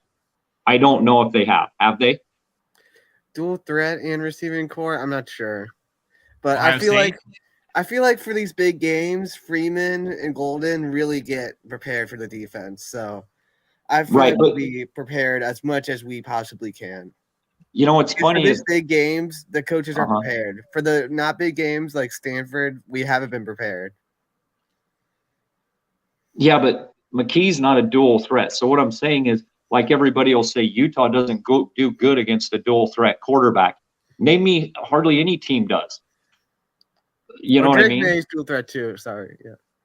Yeah, I Drake May. remember that game that well. Yeah. Yeah. So is Drake May a dual threat? I don't know. Yeah. Mm-hmm. However, North Carolina's defense is a no threat. Right. But isn't Drake May a true freshman? And that was like his third or fourth game. He's having a great year, though. What's that? He's having a great year. Yeah, but is he a freshman? Mm-hmm. Early in the year. Yeah. Yeah. But, I mean, he played well against us, so I feel like we'll have enough. We'll have the tape to get ready. I'm confident that we'll be ready as we can, and I think our defense will get some stops. I think you also have to differentiate between multiple quarterbacks. You know, there's DTR mobile, and then there's Caleb Williams mobile, and I can still throw darts all over the field mobile. And I don't think that's something Notre Dame. I don't think you don't see that in college football. I mean, you rarely do. I mean, you see you don't have a guy like Mark. You also have to consider the receiving core. We played against Ohio State's receiving core. Right, but C.J. Stroud is not Caleb Williams. C.J. Stroud is a statue. He doesn't really run. Watch out, duck. You better duck, Larry. Here comes the chat. I don't care what Uncle Rico says. Nor do I. I'm just being funny. He's funny. He's funny. I mean, they're still living off of beating our running back that played cornerback, you know. But if I remember right, the one cornerback we had, Clark Phillips, picked off C.J. Stroud and caused a fumble to Jackson Smith and Jigba. So just imagine if we would have had 3 starting corners. So take that, Uncle Rico. Roger Dodger's running for cover. Yeah, and then Washington Wazoo is the other interesting game. I think USC is just. I don't think Notre Dame can hang. Notre Dame is not as good as they were last year, and USC is 10 times better. And USC was down by 1 touchdown in South Bend last year. Larry, can you make sure you're at the USC post game if we win? He wants to lie us up. I need apologies. I want to get my apology list going. We will let you have your pound of flesh. We will sacrifice ourselves. That's only fair, Will. I will. It's only fair. Yes. Unless I will. Hold on. I will eat my one crow. asterisk. Unless Mike crow. Mothershed is responsible. Yeah, but I agree with Rick. Drew Pine can't see over the line, and if Gentry's there, he's really not going to be able to see. Yeah. All right. Well, I think we'll be able to run the ball, and we'll be able to get some short passes in there to Deion Colsey and the boys. All right, and then Connor Johnson, if you could tell Smith to all Oregon has with their wounded duck is they have screens and slants and go routes. That's all they got. So just prepare for that and shut them down. It's going to be interesting. Larry, Yep. looking at this chart, I'll tell you what I thought was really interesting. So even though the math works out to say that Utah only has a 15% chance of making it, what I thought was actually interesting is it's really only one upset has to happen for Utah to be able to make it to the championship game. The Beavs are a, what is it? 3-point. 3-point underdog. So if the Beavs win, everything for you guys to go to the championship, everything else is actually just if the favorites win out.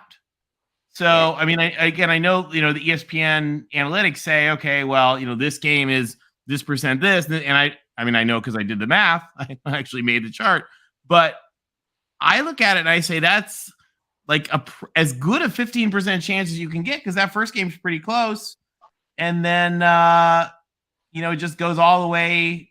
All the rest are just favorites for Utah to win. Right. We're all sitting here and we're all, without even knowing the tiebreaker. That's what I would pick those games regardless of the tiebreaker.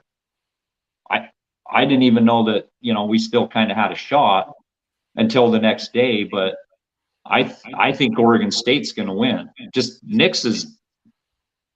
they got away with one last week. Utah was garbage. That game was ugly. That was an ugly game. They often are at Autzen, let me tell you. Yeah. To our Utah friends who've only been going there for a decade, they're often ugly at Autzen. And yes, I did call Stroud a statue. I did call him a statue. He can run, but he doesn't. He just doesn't. He's not a dual threat. Sorry. For the record, to Ohio State people, we didn't do that. And pick up first downs. Larry. As long as you're athletic, you can do those things. Yeah, but he's not. I mean, he's not Caleb Williams. Let's get real. Stroud is nowhere near Williams. I don't think they're saying that he is. That's what I was trying to figure out. I'm only reading half the chat and paying attention to you guys. They're a good team now. Both. Yeah, they're a good team. They're a damn good team. I'm not putting them down. I'm just saying Notre Dame faced 3 good receivers with a quarterback that's really not a threat on the run. They don't really design runs for him, where Williams has designed runs. It's different. Well, that's what I'm waiting for, because if you track Williams' plays over the past, I've seen one design play for him, and that was that terrible 4th down call early in the game against UCLA. They will run, like the read option once in a while, right? But that play's not for him. He'll take it when it's there, but it's not really for him. I'm talking about like designed quarterback draws, designed plays draw for the first touchdown for him. I'm waiting for those plays. I'll tell you what, Will, you might see some stuff on Saturday. It's just for you guys. So if you see USC, I liked how you said it. Klatt was really good. We talked about it. He broke it down well. When you see USC go to a hurry up, that Lincoln Riley sees a mismatch and he's trying to get the wrong guys on the field, and they'll go hurry up, and then that's when that big play to Addison happened. I mean, Addison's a great guy, and he'll have his catches, but I think our secondary will stand up to USC's receivers better than you guys think. I think the issue is that there's like 5 or 6 of them, right? I mean, it's not just Addison and Mario. It's Addison, Mario, TJ Washington. It's Taj Washington, Taj Washington, sorry. You can go all the way down the line with Michael Jackson. I mean, Williams is not afraid to throw to them, right? I mean, Michael Jackson is a guy that you guys will see a lot more of next year. He's just so buried behind Mario Williams and Addison. Michael Jackson flashed last year, and on a couple plays this year when those guys were injured, he had a couple great, he took 160 yards to the house. USC, I've been talking about this all year long. USC's receiver room is absolutely 5-star after 5. Then people don't talk about Ford. Ford had that great fade catch in the corner. He's a 6'4", 220 guy who's just agile and has great hands. And he's an afterthought on this team, which is a shame. I want him to get more time. Rice has been dropping a lot of balls. Brandon Rice has done a lot of good things, but he's also not very good with the ball. Mario Williams also catching some flack for that too. But if you throw the ball over to Ford, he just seems to come down with it every single time. And he's only a redshirt junior, so he's probably going to be back next year. That's the thing. Even with their secondary, you're going to have waves that come in. You're going to have to account for like 8 different guys, right? Obviously, there's not going to be 8 on the field at the same time, but you're going to have so many different looks. These guys are going to get confused over time. They're not going to be able to match up with the different speed, the different size, different routes. They are going to get they are going to there's going to be so much pressure on these guys to make plays. That's all I'm saying. It's a diversified room. And Mark, we love having you. Well, Coach Freeman said preparation. Mark, That's what we're going to be doing for this offense. So I Did you think think- that they'll be did you ready say for pray? whatever comes. You're praying. You're praying. That's what you're going to do. You're going to pray. I don't know. I think Coach Freeman. I believe in these guys because they knew what to do against Ohio State. I know we only gave up 21 points to Ohio State. The offense was terrible, but we were prepared for Ohio State. We were prepared for Clemson. I think we'll be prepared for USC. I think they will be prepared. I mean, I think I said what I think is going to happen, but I think it's going to be a good game. I think it's going to be a classic game. You know, I mean, that's what's great about Notre Dame USC is that those games are often legendary. They're often classics. They come down to it, and they're both with great fan bases. I mean, I love going to South Bend, and my friends from Notre Dame love going to the Coliseum. It's just an epic, great, fun game, and I really think this is going to be another one for the ages. I think also one thing that we're downsizing is just how good Austin Jones is running the ball. I mean, I love Travis Dye. I love all he does. He's very Austin Eckler-ish for the Chargers. He's not going to, break a bunch of, long runs or inside the tackles. He's mostly outside. But the way Austin ran last weekend against UCLA, I mean, if USC is going to run the ball like that, you might as well just pencil in 40-plus points. Because there's no way you can stop a passing offense like that if he's going to break 6, 7, 8 yards a carry. So, I mean, I think he's a very huge key in that O-line, that running game to what's going to happen on Saturday. When did Jackson Smith and Jigba go down in the Ohio State Notre Dame game? Because they lost him, right, in that game? Yeah. Was it early? I think it was like midway through the second quarter, if I had to guess. Okay. Yeah, he only had 2 catches for 3 yards, so it had to be very early. Right. No, Will, I have respect for Notre Dame, and I'm not wishing them any harm. I don't think they've seen anything. I just don't think they've seen anything like USC. You can prepare all you want, but Utah hadn't seen anything like Anthony Richardson. When that guy's on, he's just hard to stop. So it's just one of those things. But Caleb Williams is that guy every week. He's just on every week. So. Well, except he's been off. He was in Reeser, not in Reeser. Yeah, in Reeser he was off. But yeah. You know what? One out of 11, we'll give him that one. Yeah, but I've always said when you get in a hostile environment, the defense has half a step on the offense because of the noise.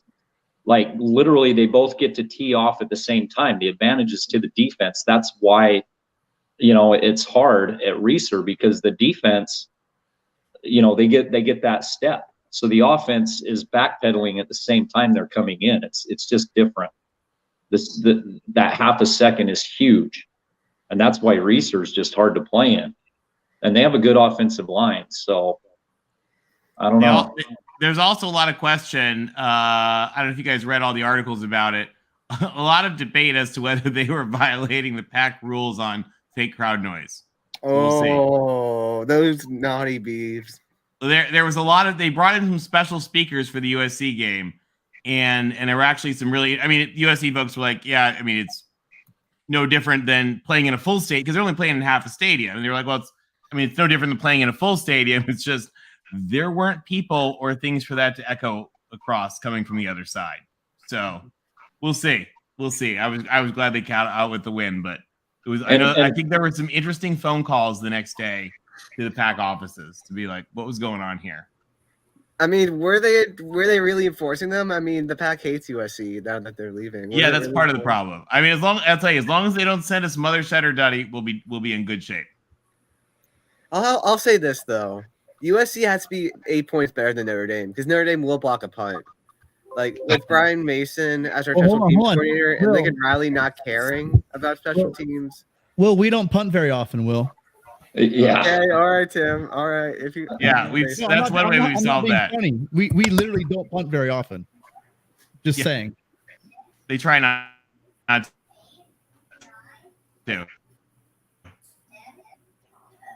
That'd be interesting. I'm gonna look that up. Punts per game. I don't know. I mean, I just don't think USC's team got Desmond and Larry. Any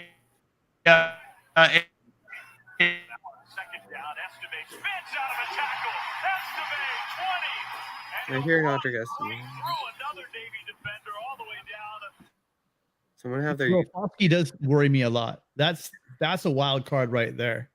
Mhm. Foskey is just an amazing lineman. So that's but then again, we have a guy, Tui Pelotu, who's just about his equal, I think, to Foskey, if you ask me.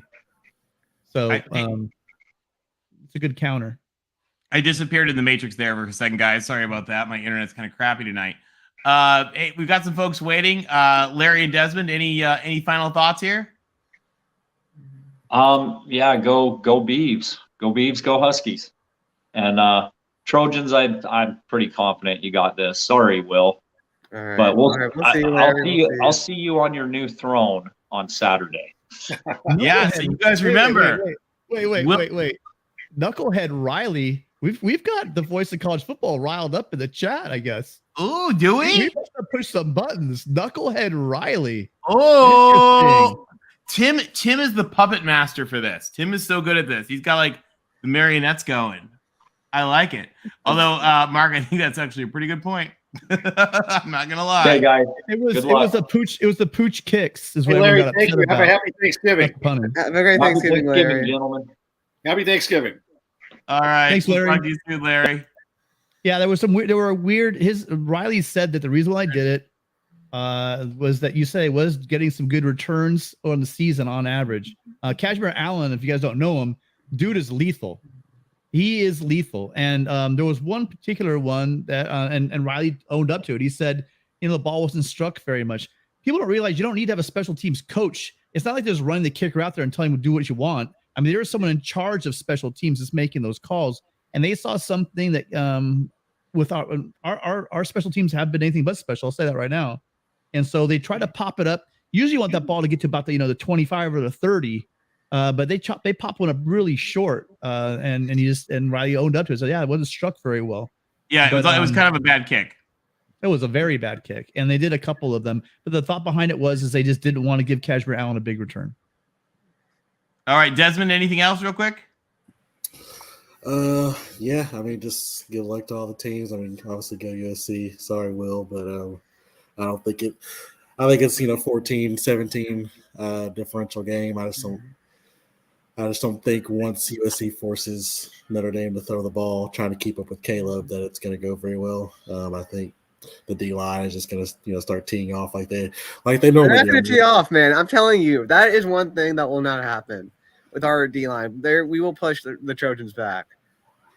Well, okay, I'll give you that, but then you have to compete with the ball hawking secondary and linebackers that we have. So, going against a guy that I think threw the ball less than 20 times last game, he doesn't throw the ball very often. So, I guess that'd be my question to you. I mean, once USC puts 7 in the box and goes mano everywhere else on the field, yeah, that's what we'll see.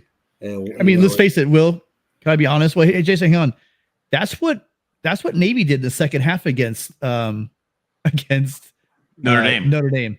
And I love our servicemen out there, but they're not exactly guys that have NFL futures. So if they're putting people on their corners on islands and Notre Dame's unable to take advantage of that, don't sleep on USC's corners. I know that they get a lot of heat, but if you watch USC's defense, the reason why USC gives up a lot of yards through the air is because Grinch does put them on islands a lot. I I mean, a lot. And it's feast or famine. But I don't know if Notre Dame will be able to run like that. I do have all respect in the world. Heinstadt, right? That's the guy that came back. Heinstadt. He came back. That guy was a beast before, and what the offensive lines look like recently is a testament directly to him. But I when you get 7, guys in the box, 8 guys in the box, and dare Will Pine to throw, that's how you have to win this game, I think. Because they're not going to let you guys run all over them. I know that for a fact. And so it'll be interesting what happens. Yeah. I mean that's my point is, once it gets to that third quarter, middle of third quarter, they're going to have to start dropping back, more than 25% of the time. How's it going to be? So, but yeah, good luck to Notre Dame and good luck to all the teams. Very interested to see who's gonna show up for Las Vegas in a couple weeks. See all that play out. But yeah, good luck to everybody. Happy Thanksgiving and go Trojans. Fight on. Fight on. Fight on. Thanks, Desmond. Thanks for calling in. All right. Next up to bat. Here to talk about the Pac-12 and the Pac-12 only. Let's welcome our good friend of the show, who we love. We tease him, but we love him. The real MVP. The real, welcome to the Pac-12 show. Hello, guys. How are you doing this evening? We're doing better now that you're here. Thank you. Will, man, are you doing okay? There was a lot of USC people just ganging up on you, being like, man. Mm-hmm. You doing okay, buddy? I'm doing okay. I'm hanging in there. I'm trying to punch back, but there's a lot of punches coming my way. But I'm trying to do everything I can to stay in the fight. And then, Will, you will get equal time. Believe me. If your team is victorious, you could have monologue upon monologue to give us a right. Boys, are we agreeing this? It's gonna be the Will show. It's gonna be the Will show when they win. You could absolutely give it right back to us because you're being good sport, Will. And we do it because we know we love you and we know you can handle it. That's why we're doing it. Well, remember what I said after Clemson? Before Clemson, I said, I think Notre Dame's going to win this game. And I've been saying for a few weeks now, I think Notre Dame is going to win this football game against USC.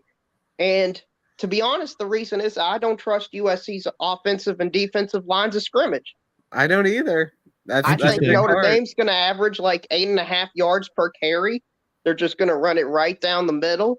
I know USC is going to try to load up the box, and I don't think that's going to matter. I really don't think that's going to matter. And that's what Clemson did. It didn't matter with Clemson. For the record, Darrell also thought that Will Levis was going to win the Heisman. So we're just putting that out there. I never said Will Levis was going to win the Heisman. I did say he might be the first overall pick. First overall pick. That's what it was. He still might be the first overall pick. We don't know. It could happen. Exactly. Oh, you know why? Because Darrell? Because Caleb's not draft eligible. Otherwise, he would be the number one. But you're right. Maybe Levis will pull it off. Okay. It could happen. Stranger things have happened. Stranger things. Okay. Okay, maybe not. Actually, that would be a lie. Things, sure. Being in the draft versus being a great college player, in my opinion, are two different things. But that's a different discussion. We got a great game here. Yeah, a lot of people have been picking on the USC offensive line, just have not been paying attention. The one thing that has been, even last year and this year, has been USC's offensive line. USC has first-round draft picks on that offensive line. I know you're an SEC guy, probably don't watch a lot of USC, but you need to watch that line because a big part, no offense can do what USC is doing right now without a great offensive line. And a big part of the offense that Riley runs is running the ball. So I don't know your point about that. Will say, however, that Notre Dame, their big point, and Will and I have talked about this a number of times. The one thing that worries me is that offensive line absolutely I put in air quotes undersized defensive line for USC because we have Peely, he's that 300-pound guy right there in the middle. It seems like he's put weight on every week. But the problem is that we are a bit light, but it's also fast, and if you get in those run gaps, you don't have to be bigger. You don't have to shed those blocks if you do it properly. So it will be interesting. That will be the game. Can Notre Dame run on a stacked box? And I think that heavy box is going to give them fits. Well, yeah, I'm not downplaying USC. I'm upgrading Notre Dame. USC's good enough to do well on the offensive defensive line against most teams. But Notre Dame's pretty elite at it, I would say. And remember this, thank you, Gordon, for reminding me. You know, there's a guy we just played, Charbonnet, who's an amazing running back. And he was averaging, I think he had 6 straight games of 150 yards. USC kept him to 90, under 100 yards, 95 yards. So I think when USC wants to, and they sell out for the problem was against Utah, they were able to stop the run, but it was Kincaid killed them. And Notre Dame has a much better tight end in Mayer. Sorry, Larry. I just think he is. I mean, they're both great tight ends. Kincaid is awesome, but Mayer's next level. That guy's been next level. You know, is he a sophomore this year? Mayer is a junior, so this is his last year. But since a freshman, it just seems like that guy's been making plays. So good. Yeah. So I think that selling us up the run, that's part of the key. Someone's got to be on top of Mayer. So I think you're underselling USC's lines. USC couldn't do what it's done with the kind of lines maybe last year. Yeah, the lines were terrible, but what they've done on the lines this year is pretty damn good. I know. Well, Tim, USC will you at least concede that this is the best offensive and defensive line that USC has seen all year? Definitely offensive line. Give me a second to think. Yeah, probably. Yeah. The thing is, though, I did see some big DTR runs right up the middle. There's this one in particular that I thought of. It was like a 15-yard. It looked like a QB sneak. So they all, and I definitely think that they're gonna have trouble with Audric Estime if they're giving up those type of runs just right up the middle, because I call Estime baby bus, and that guy can break some runs just going right, just pounding right in the middle or the heart of the defensive line. I've seen Shane Lee stop 200-pounders in their tracks, so I like that matchup. Right, and also especially at the middle. If I'm Notre Dame, what I would try to do is I would intentionally make the first drive like 12 plays, 13 plays. I see it a long drive, 6-7 minutes, take the air out of the stadium, score a touchdown, 7-0.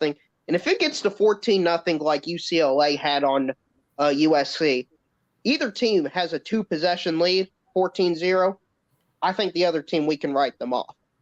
I don't think this is a game where you can come back from 2 scores down. Oh, man.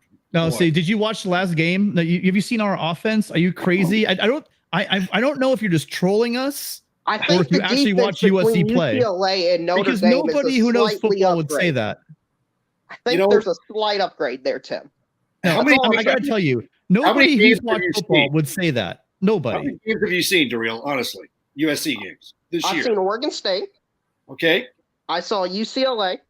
Okay. I saw Oregon. No, not Oregon. Oh, you haven't seen Oregon. Utah. I saw Utah. Okay. I saw Utah. Okay. Okay, so you saw 2 of the best defenses in the Pac-12. Yeah. Right. And by the way, going back to it really quick, we're talking about Oregon State. You guys, Beavers in the chat, you guys have an amazing offensive line. Your offensive line is not on the level. Yeah, where's Connor? That's a funny joke. This is some Beaver slander. Where's Connor? Connor, let's bring you on here. I think your Beavs are being slandered here. They are a great line. They're not. They are. Notre Dame. Notre Dame's going to have a bunch of Notre Dame's in a select group of teams where their offensive line is at. They're one of the best in the country. Yeah. Notre Dame, Oregon State's solid, but Oregon State's also one of the best, and USC is also one of the best. But Notre Dame's is another level, right? In my opinion. And then if we can touch on the Oregon State game, that feels like a game that's going to come down to the last possession. Whoever has the ball last wins that type of game. Yep. Am I getting that vibe right? Yeah. You are. Yeah. Okay. I think Oregon's going to have to be able to run the ball without Nix.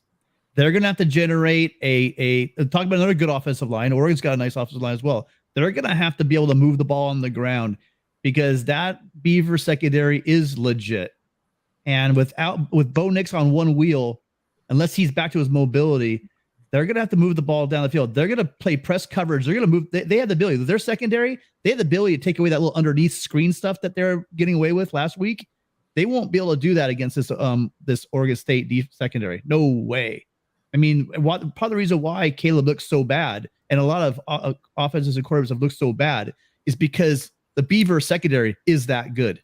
You're talking guys on, those are the two guys on to be on Sunday that are on that secondary. So they are legit. It will be interesting. I think it will come. I think it's gonna be a good game. I think you're right on that one. I think Sid may have answered something here for us. Sid, you've been talking so much trash. You just don't respect my team. And you know what? That's okay. But if I don't see you, I love in you, the Sid. postgame, I if love we you, win, Sid. you're a big fat chicken. Oh, And Sid. for Will, that's like every expletive in the book equality. So that you just got hammered. That's that's like, I mean, Will gets. That's like if Uncle Rico were like dropping nuclear bombs. Hey, Will. Jareel, Remember, guys, Will was in almost tears of excitement for Clay Helton beating Nebraska because he cares. Will is like a good person. So when Will has issued the edict, Sid, we got to see you on Saturday. Win or lose. Jareel, I think one of the things you have awesome. Jareel, I think one of the things you have to take a look at is Drew Pine, the quarterback. I live in the East Coast, but I would go if I can. If I had the money, I would go. Will, let's road trip. I would go. We should road trip. Jareel, you have to look at the quarterback, Notre Dame's quarterback. You saw the UCLA game, you saw the Utah game, you saw the Oregon State game. Oregon State, Vance Nolan was having a pretty good game until he blew himself up. Obviously, DTR is DTR. He's a mobile quarterback. And you got Cam Rising. I don't need to go into Cam Rising. But both of those quarterbacks keeps the offense, keeps the other team's defense off balance. Drew Pine's doesn't command that respect. USC is going to load the box, kind of like what they did against Charbonnet. Okay, there's a perfect example. And they knew DTR. They picked their poison. We're going to stop Charbonnet, and if DTR can beat us, so be it. But we know that DTR will blow himself up, and he did. 3 picks and a sack. I mean, Mark on his channel on the Monday show with Matt Zemek, he had a host from the Golden Domer podcast. And Matt Zemek, I think Matt or Mark asked him the question, do you feel comfortable being down, needing a touchdown with less than 2 minutes to go, no timeout? We've lost. Yeah, exactly. But case in point, when it comes down, we don't have to respect Drew Pine's passing ability. He has none. So we're just going to stack that box and stop the run. It's simple. You are one-dimensional. You're zero-dimensional. We get up by 14 points, that game's over. Because Drew Pine he's not going to be able to bring it. And if you're going to go ahead, Jareel, and put all your chips on the table on USC not being able to stop the run, I don't think you can. I mean, so be it. Notre Dame does not have a quarterback to keep USC's defense honest. It doesn't. LBC, I 100% agree with your analysis. Yeah. And you're right. I just think USC can't stop Notre Dame's run. I'm interested to see how many catches Drake Mayer has in this game. Okay. If Mayer has like 12, 13 catches, I think that's a pretty good sign Notre Dame wins this game. I think Michael Mayer would do a great job in the tight ends. Even the guys that don't get any touches, they do a great job blocking, and they're going to have to do a good job blocking again, just like they did against Clemson. And I think they can as well. So I think even on like a linebacker blitz, I don't think they'll get home. Right, and if USC sells out the run against Notre Dame, that's going to leave Mayer one-on-one, and I just don't think there's anybody that can compete with Mayer one-on-one. Mm-hmm. Because the wide Mayer's receivers just do a really good job blocking on safety blitzes too. You don't have to sell out to stop the run. You just got to have a heavy box. I'm not saying you can still have a heavy box and double Mayer. I'm saying leave the other guys on an island on the outside and make Drew Pine beat them with the intermediate to long pass, right, against our secondary. I'll take that all day long. Because is it a huge task? Yes. I'm not saying USC is going to walk in there and just destroy the Irish. I respect that offensive line. I think they can move the ball. However, can they do it for 60 minutes, and can they keep up with USC's offense? That's going to be the key to this game. Yeah, that will be the key of the game. And Tim, I want to apologize for your rankings. I thought they were resume rankings, not power rankings. So I do agree with you that with the way you do it with the beginning of the season meaning less than the later parts of the season with a power ranking. Yeah. Well, no, I get you. I know you know. I know you know what I mean. Yeah, Yeah, I know. it's not a resume, it's a power ranking. Right. For example, Josh Pate has Texas always super high, even though they have 4 losses. That's a power ranking move, not a resume ranking move. Because when it comes to the playoffs or when it comes to a bowl game coming up, right, a New Year's Six, it's not going to matter how you played against the Little Sisters of the Poor in August. It's going to matter who's still healthy, right? How many of you guys have you developed? Those freshmen, those sophomores that are new to their position. You know how that if there's like an Oregon team that has a new defensive coordinator and a new offensive coordinator, how is the team at they got spring ball and fall, but all these games, they have 12 games under their belt at game speed. How have they reacted to that? There's things that do change throughout the year, and they matter when it comes to a power ranking. So I know you know what you're talking about, Daryl. Yeah, I just wanted to say that. So hopefully for you USC fans, you get a fight on next time I call in, okay? Sounds good. Hey, Daryl. You stuck Hey, it in there, by the way, Daryl. I Daryl, thanks appreciate for it. calling. We Yeah, no love problem. having you. All right, hey, Will and D, congrats to Marshall and Stanford, man. Because no matter what happens this game, Marshall and Stanford still beat Notre Dame. Hey man, we won't be losing these games once we get any more. All right, that was one. This is growing pains. Our team will be better, and we will be competing for national championships with the SEC soon. Especially with those recruits, Will. Yeah, You guys got insane recruits coming in. That'll change things a lot. That other guy couldn't recruit very well. yeah, he couldn't. All right. Yeah, Thanks, that Daryl. other guy's only winning division titles. Hey, Something he Notre couldn't do Dame it here. literally He couldn't cannot do it do. here. All right, Literally good for can't him. do. I mean, I really don't like him, but good for him what he's doing in the Bayou. But he couldn't do it here. Oh, well, I was wondering about you because I saw that play and I thought, Will and D, Notre Dame beat Clemson like 30 minutes ago. Then Alabama beats LSU. He's probably the happiest man on earth, but he's got this weird feeling because Brian Kelly, a guy that won 10 games for every year and most programs would love to have, but he still doesn't like for some reason. We'll see how Brian Kelly does with his recruits, not someone else's recruits. We'll see how well he does in a year or two when he can't get a 5-star or 3. I mean, where would they be with that Jaden Daniels? I mean, please, dude. We'll see how well he recruits. All right, thank you, Daryl. Appreciate you coming by. Hey, Daryl. Also, good luck to Kentucky this weekend. Oh yeah, thank you. All right, we'll talk to you soon. All right. Now, hey guys, we may have a little thing coming up right now. Sorry to everybody wait. Oh, I just bumped somebody. Sorry. To everybody waiting. Sorry, we have kind of an up and coming. We've got Connor and Mikey G. Is Mikey G calling in? Ooh. Guys, we have not talked enough about the Civil War. So to our friends from, I know a couple of you guys are here to talk about general stuff, but we did not give the Civil War enough coverage because we didn't have ducks or beeves. So we're gonna have a quick pause, real quick, because we got to talk some Civil War here. This is a battle and everything on the line. It's huge. We're both playing for something. I mean, outside perspective, maybe it doesn't look like the Beavs are playing for anything, but you have to remember this is a 3-win team in 2018 or 2017. I'm not playing for something. You guys are not out of it for the Rose Bowl. I know. I saw this scenario earlier. A lot. I mean, way too much would have to happen. But I want the Vegas Bowl. I think maybe if Cal beats UCLA, we jump ahead of them for the Vegas Bowl. I think power rankings, UCLA and Oregon State, I don't know if we quite could be ahead of UCLA yet, but beating Boise State's a better win than anything UCLA did non-con. But I mean, I respect all. I mean, the top 6, Mark and I were talking about it earlier in the chat, is the top 6 is really tight, which is crazy. Half the conference is in the top 21 of the CFP. Yep. Half the conference. It's unbelievable. No other conference is close. Wazoo should be in the top 25 of the CFP, if you ask me. Yeah, I agree. Yeah, I agree. Dickert's been huge there.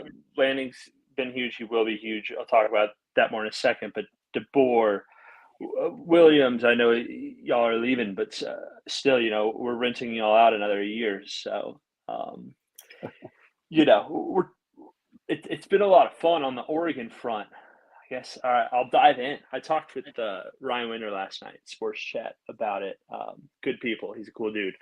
And I don't know if Mikey's just gonna hop in. I think he said he couldn't. But we'll talk about it. I'll be able to brag. Yeah, I think after he can. the So fact. you, I'll it's. call in. And by the way, So I'm Pacific Beaver made a good suggestion. Should we be calling it the War of Oregonian Aggression? Yeah, we got to figure out Maybe something. laugh. There's been no talk on new name. I mean, I'll step up and call it the Civil War. I don't know. I think it's like just slightly too much PC to say the Civil War is like offensive, but I still understand. I don't really mind it one way or another. Well, it has nothing to do with the American Civil War. If you could look at the actual headline, it's a reference to an actual riot in the state of Oregon during a game or after a game or whatever. And we're 20 miles away. It's a whole thing. But on that topic, so I don't know about y'all, but would you say this is the second biggest game of the weekend behind Ohio State, Michigan? I think so. I think the second best played. You could argue Notre Dame, USC at Notre Dame, though. I don't know. And then the Apple Cup too. You can make an argument for the cousins. I guess Wazoo and us are the cousins. I won't say little bro unless we're talking about my big sister, the Yucks. And on the game front, I don't think Bo is going to be running much. But also, I was telling Ryan, I think he's the type of guy that, like, last game of the year, rivalry, I know he's not familiar with it, but still, like, I could see him leaving it all on the line and running, and I think that's what we're preparing for. I think that Bray is probably going to be keeping a spy. I would say our inside linebackers, we only have one maybe quick enough. There's a guy named Mascarenas who's a backup, but he could get some playing time just to kind of – I think he should be starting or – close to it. He's had a great season. I don't know if Jack Coletto's playing or not. He might have to help out with the construction on the west side since he's an electrical engineer major. He might have to do some wiring. But wire Coletto's some crowd noise speakers in. Oh, I wanted to talk about that. So yeah, I agree, and I think they've kept. Maybe they've like turned down the volume a little bit, but yeah, I agree. I think it was not necessarily the most fair. It was a quick solution. I don't think they were trying to be unfair. I don't think they were looking for an inauthentic crowd noise, I heard. Yeah, I don't think they were looking for an advantage. I just think having gone to the Boise game, it was so weird. I don't know how many times this ever happened, but like to have half the sound traveling like across and then just the other side be empty was just, I think that's what the athletic director, what's his name, Ray said. Or Barnes said something along those lines. So I don't know. Maybe we'll crank them back up to USC level for the Ducks. But yeah, I think this is. I don't really see a favorite here. I think any, favoritism that you would give the Ducks because they have the better stars, the better talent, slightly, albeit. I think that's neutralized by playing at home. A lot of passion and all, this Beaver team, the seniors on this team were part of Smith's turning around. We're still here when we sucked. So that's Brandon Kipper, right guard. That's Jaden Grant, the safety, who I think will be healthy this weekend. But like, this is truly a player-led team, and this is truly like a group that I see. I mean, they're not just because we don't have as much to play for. I don't think that they're going to be let down in any way. And on the Branson front, this could be a breakout game against that weak secondary. He's been getting better every week, incrementally, but he's a freshman, redshirt freshman, but basically, this is his first year. And, if you look at his stats, he's been getting slowly better. And when you have a quarterback guru like Smith and even Lindgren, that's what you expect is the quarterback to get better. So anyways, I've rambled. What's y'all's opinion on the Civil War, the Platypus Cup, whatever you want to call it? I am Team Beav, but I worry that Oregon has too many weapons. I think if I'll tell you in all honesty, and I don't think I said this, if Bo Nix is not as good to go as I think he is going to be, then I think Bees pull it off. If he is at the state that I think he is, I think that they get it in a thriller, but it's just an epic one. And just, from my own heart, and Coach Erickson's a friend of the family. I've got like pictures of him when I was little and everything. So like, I'm Team Beeve, but I think it's going to be tough. I think it's going to be one for the ages, though. I can't wait to watch. Connor, I picked you guys in every single game this year except for you playing USC. Every single game. I've been since the very beginning of the year. Before the year, I talked about you guys' offensive line. Oh yeah, I know. I remember what you guys did in the Coliseum, and you guys are bringing all those guys back. And I said, big time. I thought Phoenix was going to be more of a thing, but Martinez is just amazing. So I think that you guys have it going on. I think you guys are going to give them hell. And I also think you guys will be able to move the ball on the ground and anybody. And if you want to, you said he's warming up. If you want to warm up, get some practice. You want to warm up and get some practice against that Duck secondary because it is tragic. Yeah, so Gonzalez is all right. I think the Ducks overhype him. I don't know if he's a top 3, top 4 round draft pick, but he's pretty good. He's serviceable. I see a great opportunity for Oregon State. I just have a vibe that Oregon's not respecting you guys. You have a lot to play for. You can finish 9-3. You'd mentioned, depends on what happens to the rest of the Pac-12, but you have a chance to move up to a better bowl. You guys have had this game circled on your calendar, and you have it at home. And I think Oregon's in a tough spot. I detailed it earlier. This is the 3rd big game they got to get up for in a row. And I just don't know. And we don't know the health of Bo Nix.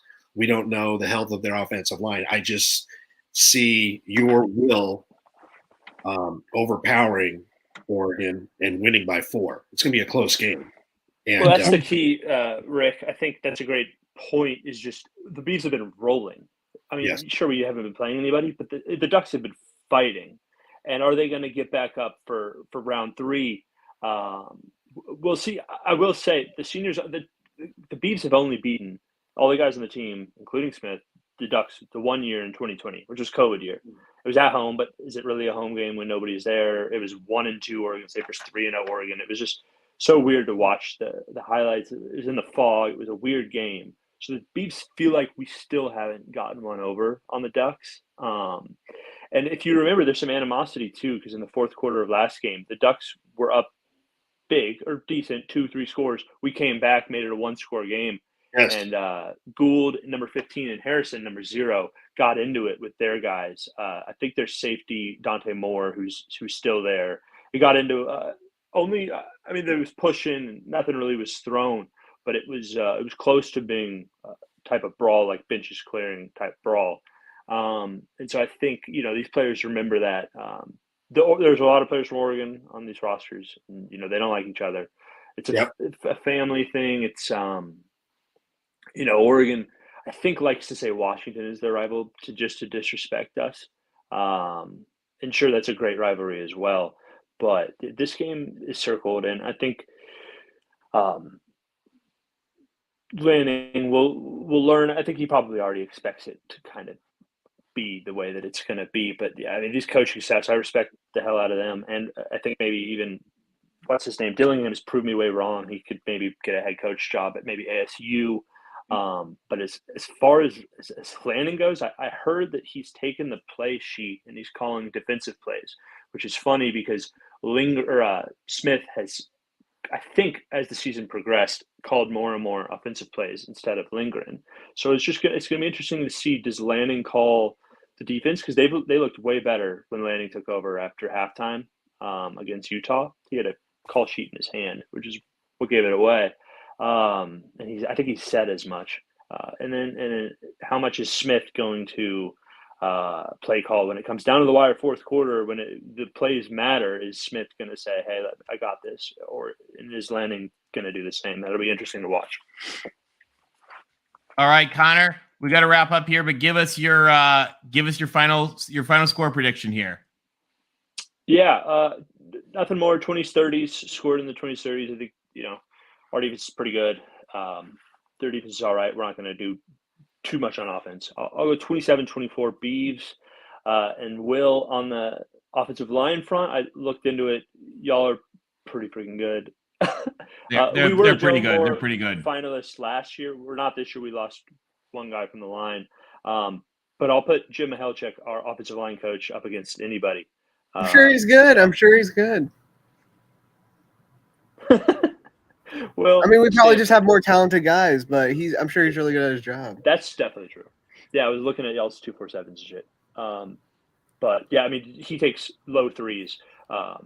So we'll see. Hopefully, we can keep all our coaches after this year, because I think somebody might come after Bray, somebody might come after Mikhailchek, the offensive line coach. So go Beavs, Clint, Pacific Beaver, J.K. Marshall. I'm sure I'm forgetting some Beavs down in the chat, but I'll come chat it up now with y'all.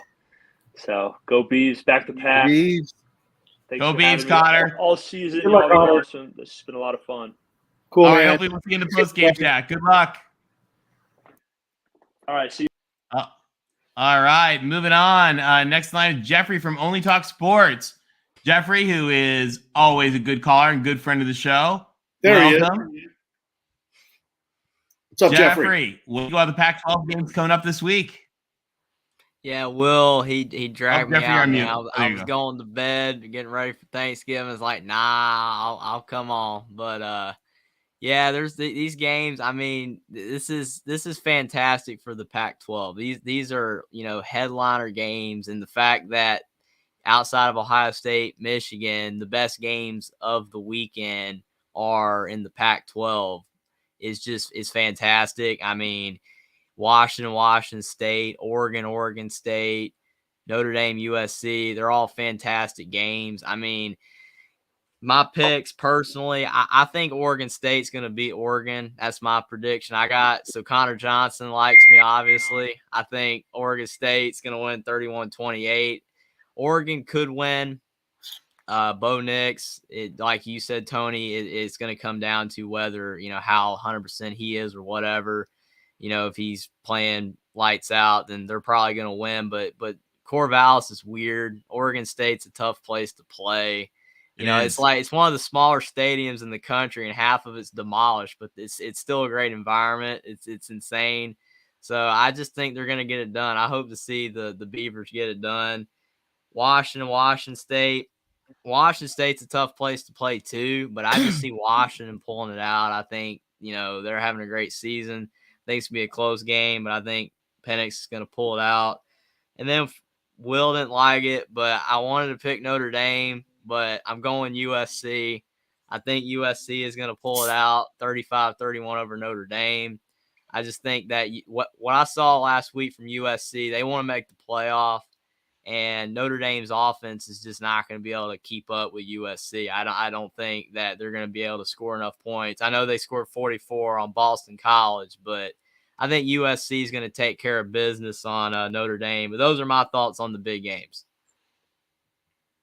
I like it. It's going to be fun. Jeffrey, what do you think of how crazy is it? I mean, we were talking about this just a little bit ago. Looking at how the Pac-12 as we've talked about when you've been on the show before, had little come to Jesus meetings with every conference member that was not really performing well to say, get your team in gear. And now they've got 6 teams ranked and Wazoo knocking at the door. I mean, it's insane. I mean, you got like Oregon State, like Connor was talking about, was 3-9 in 2017. I mean, they've been really good for a couple of years, and they're in the top 25. And I mean, like you said, you make an argument for Washington State to be ranked 2. Just the conference, like to me, what really hurt for me, because I want a Pac-12 team to make the playoff, and it obviously still very possible with USC. They can get it done. But the Pac-12 is just, the top was so tight. All the teams were so close together. There wasn't like one that separated itself. USC kind of has a little bit, but just the top of the conference was so good this year. And that's a good thing, obviously, to have, not just 1 or 2 or 3 teams good, and that you have 7 legitimately good teams, and then the rest are kind of not so good. But that's really good for the Pac-12 for us, as I've said tons of times. But unfortunately for the national media and how garbage they are, you have to have that team. You have to have an Alabama. You have to have an Ohio State to be, because like you take Ohio State out of the Big Ten, and then the Big Ten would be the Pac-12. Everybody be talking about how garbage the Big Ten is because of the fact that they don't have a good team. But Ohio State's that team, so it covers up a lot of the Big Tens, because a lot of the teams in the Big Ten have just been downright awful lately. But you got the Pac-12, they haven't had that team. If USC can return, which unfortunately they're leaving for the Big Ten, it will really help the Pac-12 and the national media to get back to being a really good conference, because they're having a great season. But unfortunately for all these people that write about stuff, that you have to have that team, and USC's close. Jeffrey, what you just spoke right there was truth. And there's a lot of people with different agendas on a regional and national level that would never say what you just said. So kudos to you, young man, because you spoke the truth. You basically called out the Big Ten. And the Big Ten is Ohio State and Michigan. And they're going to have some 16 million people watching that conference. And that conference is just those 2 teams. I'm sorry. It's a pillow fight in the Big Ten West. And hey, the Pac-12 had 2 teams that beat, Big Ten teams in Michigan State and Wisconsin. And there'll be Big Teners will say, oh, those teams were down. They're not that good. Well, okay, if they're not that good, then who is good in that team? You got Penn State's a punching bag for Ohio State and Michigan State. Ohio State and Michigan this year. But other than that, there's nothing there. Rick, to your point about Penn State, the thing that's been bugging me about it since last night when I saw the rankings was Tennessee being ahead of Penn State. Even though, Tennessee ended a long losing streak against the Alabama Crimson Tide, but they gave up 63 points against a bad offensive team in South Carolina. But, Penn State, who's 11th, lost to number 2 and number 3. Is Penn State joining the Pac-12? Oh, no, Big Ten, but Rick was talking about Penn State. But, like, USC, for the folks in the chat, too, we're going to try – we're trying to keep ourselves a little more on the Pac-12, so we're not really – we're not really debating internal – if you talk about comparatives to Pac-12 teams, that's awesome. But USC, we do I a was lot of thinking that. about USC last night, right? Just a sec, Jackson. Just to everybody, we want to keep we love our lively chat. You guys are awesome. We love you guys. But try to keep stuff relative to, at least a little bit relative to the Pac-12. Naturally. All right, Jackson, go ahead. Okay. So USC got that big win against UCLA, right? Now, it seems to me they're going to have to win really big against Notre Dame, and they're going to have to win really big in the Pac-12 title game in order to get in the the 14 playoff, right? And, it really confuses me about like LSU being ahead of them in the rankings. LSU should not be ahead of USC in the rankings, but I do slightly disagree with what you said. I don't think that really matters with USC's margin of victory because of the fact Tennessee's gone. It doesn't matter anymore. Yeah. All LSU, if they lose to Georgia and Michigan loses to Ohio State by anything more than a touchdown, USC's guaranteed in. So as well as it should, because this USC team has really been an awesome team this year. But let's be real, we all knew they were going to be really good. I mean, Phil still had USC as the number 1 surprise team on his 2022 surprise team list in the preseason. Phil Steele, friend of the show, friend of Voice of College Football. Love Phil Steele.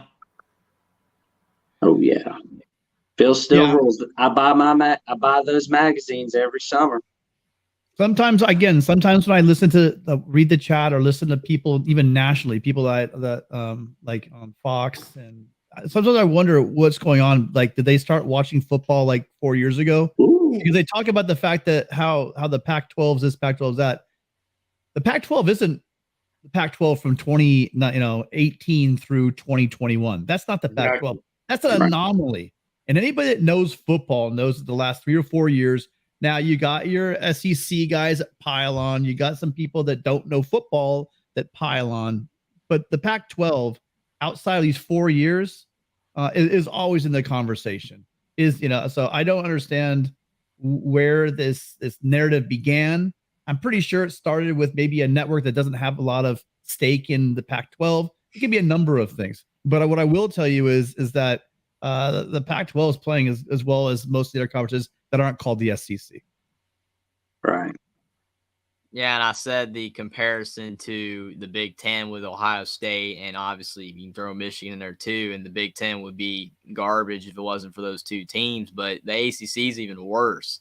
Clemson is the ACC, and if you take Clemson out of the ACC, they don't have any teams that are you throw Penn State out there, Jackson. It's like Penn State's like they're not elite, but they're there kind of. Oh, Penn State would be killing there it in the ACC. The ACC has absolutely nobody outside of Clemson. Anything left on the Pac-12 before we move on? I'm curious about that Oregon matchup against Oregon State. The Gravity Falls Bowl. That's gonna be fun. Listen, you guys out in the chat right now. If you're watching Three Young Guns right here, and these guys have their own show, and if you haven't seen their show, you guys are missing out. I watch it all the time. Really good. These guys, they'll start whipping out stuff. Ohio State 1970, 79. They go back that far. They know games. So and it's not just about recency with them. They're all three of them very brilliant young minds, but don't let their age fool you. Even though, as D4 says, they're ageist and won't let old people on their show, they still know what the heck they're talking about. So if you do get a chance, you guys want to drop your link. And what's it called? Will, do you have your own channel now, right? It's called the Young Guns. They can search that up. Yep. I'm gonna go send the link. Okay. So you guys make sure you check them out. All of them really also great have their show. own channels. When's the next one, guys? I think you just did one yesterday or today, right? It was on it was last night, but we're doing one on Sunday night, I think, recapping rivalry week. And yet you're here every week, Rico. That's why we love you, baby. And we love D4 too, partner in crime. We love him. He's the best. Hey, but definitely, guys, the Young Guns show that these guys do is fantastic. Really, really great insight, really great picks. They do just a fantastic job, and we love having them here on our show every week. Thank you for having us, Tony. Oh, and last week we paid respect to the play from Cal Stanford 40 years ago. I know. How wild is that? Austin We gave respect to OJ's run man. versus the Bruins as well. OJ's run versus the Bruins is great. And if anybody hasn't got a chance, we don't have a picture of it here, but the new statue they just unveiled outside Memorial Stadium of the play is pretty awesome. I was hoping they would have the trombone guy underneath, but they spared him. Although he's certainly there for the dedication, which was cool. Oh, I sent my channel on the chat just now. Okay, perfect. Are you putting in a private chat? Oh crap! Yeah, because you can't. I don't think you can put it in there. Yeah, put it in the private chat, and we'll spread it there for you. All right. All right, Jeffrey. Anything else? Nah, I'm about good. I mean, I've just I dragged you out here, man. The I hope you Pac-12 is going to be a great week. It's kind of sad that college football is on the downward trend, but we still got a lot of great games left, bowl season, championship games, so it's going to be awesome. I'm looking forward to it, and hopefully USC, the last hope for the Pac-12, can make the playoffs, so everybody will stop saying the Pac-12 stinks. Even though I'm sorry that means Notre Dame's got to lose, Will, but we want USC to make the playoff. Hopefully, in the next couple of years, we can both make the playoff, even if one of us loses to the other. Yeah, maybe join a conference, Will. That'd be awesome. All right, that's funny, Tim. That's a funny joke. We know a conference that'll take you. You're already a member in hockey. Hey, All Jeffrey. right, thank you, Jeffrey. Jeffrey, wait, one more time. Say that one more time. I want USC to make the playoff. I want USC to make the playoff, man. I mean, Right on, Jeffrey, buddy. I love you, man. Have a happy. Jeffrey. Jeffrey is our star of the night. Love you, man. Thank you, man. And Keep it up. guys, we're gonna put the link right now in the chat for the Young Guns show. It's absolutely fantastic, and they do a great job. So that's there in the chat. Hey, Tony, Thank you, Jeffrey. Yeah, Tony, I gotta just check with you real quick. Are we in the Pac-12 championship game? we're in the Pac-12 championship game, LVC. All right, baby. I love it. I love it. That team that was 4-8 is in the Pac-12 championship game. That's right, man. I was pinching myself in Vegas last weekend, and it is true. We are in it. We're waiting for our opponent. It's going to be a great weekend this weekend of rivalry games. But, man, I am thankful for that. All right. Next up, we've got Buckeye Mike. Mike, welcome to the show. What do you think of the Pac-12 this week?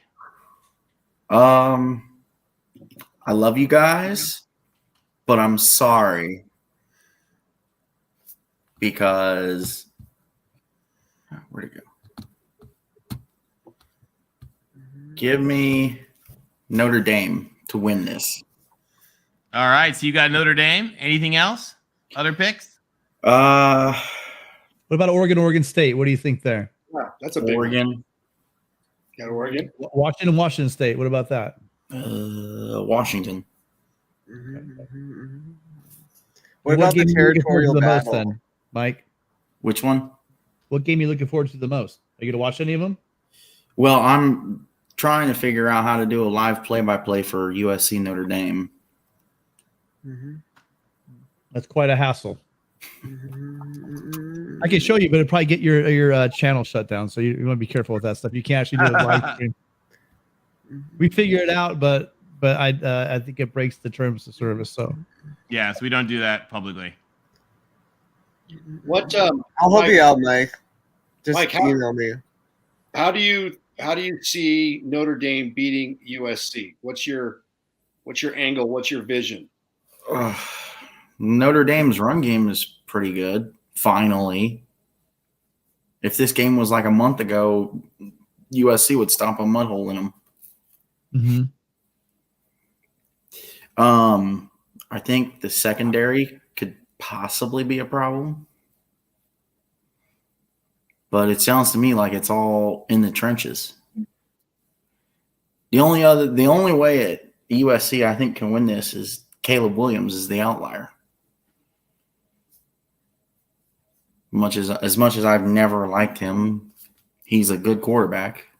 why don't you like him? What has he done? Did he steal your girlfriend? What happened? I don't know. He's not my kind of quarterback, I guess, is the easiest way to put it. Okay. I guess that's fair. But Drew Pine is? Don't get me wrong. All right. Caleb Williams is the better quarterback overall. I just, in my mind, I need USC to lose. There we go. Okay, there we go. I appreciate your honesty because now we get to the root of the answer. Mike. You're worried about that 2-3 matchup, aren't you, Mike? I get you. I appreciate your honesty. I do. I see your angle there. That's good. Opponent. Like It's Ohio State versus Notre Dame at the Shoe, and now USC versus Notre Dame at the Coliseum. It's, you're angling for the college football playoff, covering your bet, hedging your bet. Should you lose to Michigan? You shouldn't lose to Michigan at home, because if you do, that's bad, right? Because you dominated them, and you're worried about dropping number 5 in USC, doing a number on Notre Dame, and then getting the eyes and the love of the college football committee. So I get it, man. Hey, I appreciate your truthfulness. To be fair, I have it 49-45. Oh, okay. All right. High scoring. Wow. And, I mean, it could be that either way. It could be USC 49-45. It could be Notre Dame 49-45. If it gets into the 40s, I'm thinking that's going to favor USC. That's all I'm going to say. Yeah. That kind of makes sense. We see Chris Tyree breaking out some big runs, though. I mean, yes, Clemson is not USC, but they have finally beat Clemson in God knows how long. Mm-hmm. But Yeah, anyway, Clemson's been struggling in offense. That might have been a part of true. the issue. I think that USC's offense has been a little more effective and efficient this year than Clemson. And again, I've been at hashtag Team DJ all year, but let's face it, they have had their troubles on the offensive line and in their offense in general. So it'll be interesting. I think Stanford gets blown out. I mean, I'd assume that's probably an easy, obvious one.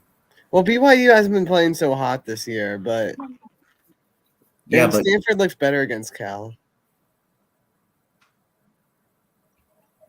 So who knows? Who knows? Could be an interesting game, but probably won't be my first choice to watch. I mean, their best game was Notre Dame. Yeah, it was. But it looks good against Arizona State too.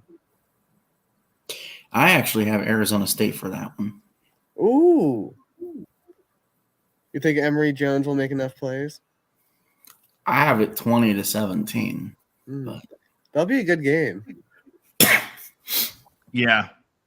All right, we got to get ready to wrap up here in a couple of minutes. Any other closing thoughts? Caleb Williams is going to New York, not winning the Heisman. Who you got winning? CJ will win depending on his performance on Saturday. If he's crap, from a Buckeye. If he's crap, Caleb Williams probably become the favorite. If CJ balls out, CJ has locked it in. Okay. He was a favorite going in. All Yeah, right. he's been a long-time favorite, so that would make sense. He's basically been favorite all year. So, Yep. I like it. Well, thank you for calling. We appreciate it. Glad to have you. Glad to be here. Hey, good luck to your team this weekend. It's good, and that's going to be an epic one for the ages. Thanks, guys. Yeah. All right. We'll see ya. Bye-bye. All right. And then there's somebody in the back room. We've been trying to reach you, Jack, but you're not responding. So you get about 5 seconds to answer. 5, 4, 3, 2, 1. And that's it. All right. All right. So as we get ready here, thank you to everybody who's called in. We're at our time. We really appreciate it. It's 1 a.m. on the East Coast. So thank you to everybody who's called in. Give us time for some wrap up and final thoughts here. Will, your Irish have quite the game. Mm-hmm. What do you I am think? extremely. This is the most excited I've been for a game since. Hold on, before you do this, everybody in the chat, let's give a round of applause for Will ND for joining us this weekend. We're always glad to have him. He is one of the best, smartest people I think you'll find in college football anywhere. And we tease you all the time, but we love having you, man. Thanks again. Yeah, always fun, back and forth. All right, sorry, now go ahead. I didn't mean to interrupt. Yeah, I'm just really excited for the game. This is the most excited I've been for the game since Clemson in 2018. Obviously, that did not go to plan, but I feel like this team is more prepared for this game than the Irish were for Trevor Lawrence and Clemson back in 2018. So I'm really excited, and I think there's definitely a path for us to win, and I think we will do it. But the Trojans could win as well. But I really hope that doesn't happen. I hope we pull through. And I'm excited for the other Pac-12 games too. The Civil War is going to be great. The Apple Cup's going to be great. The Territorial War, is that how it's called? It's territorial something. That's going to be great as well. So really excited for the Pac-12 action this week, and especially the Glamour game, the Jules Shillelagh, Notre Dame USC, 7:30 Eastern, 4:30 Pacific, ABC, Chris Fowler, Kirk Herbstreit. What else do you want? It's the all-star team for the all-star game. Mm-hmm. Will, thanks for joining us. Of course. Thanks, Will. Thanks, Will. Thanks, Rick. Thanks. Happy Thanksgiving, buddy. All right, LBC. Hey, Glamour game. I want to say happy Thanksgiving to both of you guys. Thankful that to Mark Rogers and the Voice of College Football for allowing us to have this format on the USC postgame show and the Pac-12 live chat show. This has been a great year. And now we're going to get to have the big game we've been waiting for, USC Notre Dame. And we've talked about it. Now it's time to strap it up and let's watch these two great teams play another fantastic game, the best intersectional rivalry in college football. A lot of great games in the Pac-12. It's good to see the Pac-12 getting back to being a conference that's getting respect with 6 teams in the top 21 of the college football playoff rankings. So that's great. And I can't remember a time where, the Apple Cup, the Civil War, and SC Notre Dame had so much riding on the line. So college football fans, check out the Pac-12 this weekend. There's going to be some great games with still the last remaining, the second, spot in the Pac-12 championship still to be determined. And very thankful our Trojans have already qualified and we're in there. And boy, man, Caleb Williams is on fire, and I'm having flashbacks to 2002 with Carson Palmer. And hope we're fortunate to see this happen in the Coliseum. I have good vibes that we're going to see an incredible performance by Caleb Williams. He is a gamer. Lincoln Riley knows how to call this game. And the culture and the never die attitude on this team is going to come to fruition. You're going to see it on display Saturday night, as Will said, 4:30 Pacific on ABC. And so looking forward to it. And it's going to give a chance for USC to make a national statement, the Pac-12 to make a national statement. When was the last time we got to say that, guys? So kudos to the Pac-12. Good luck to all the teams this weekend.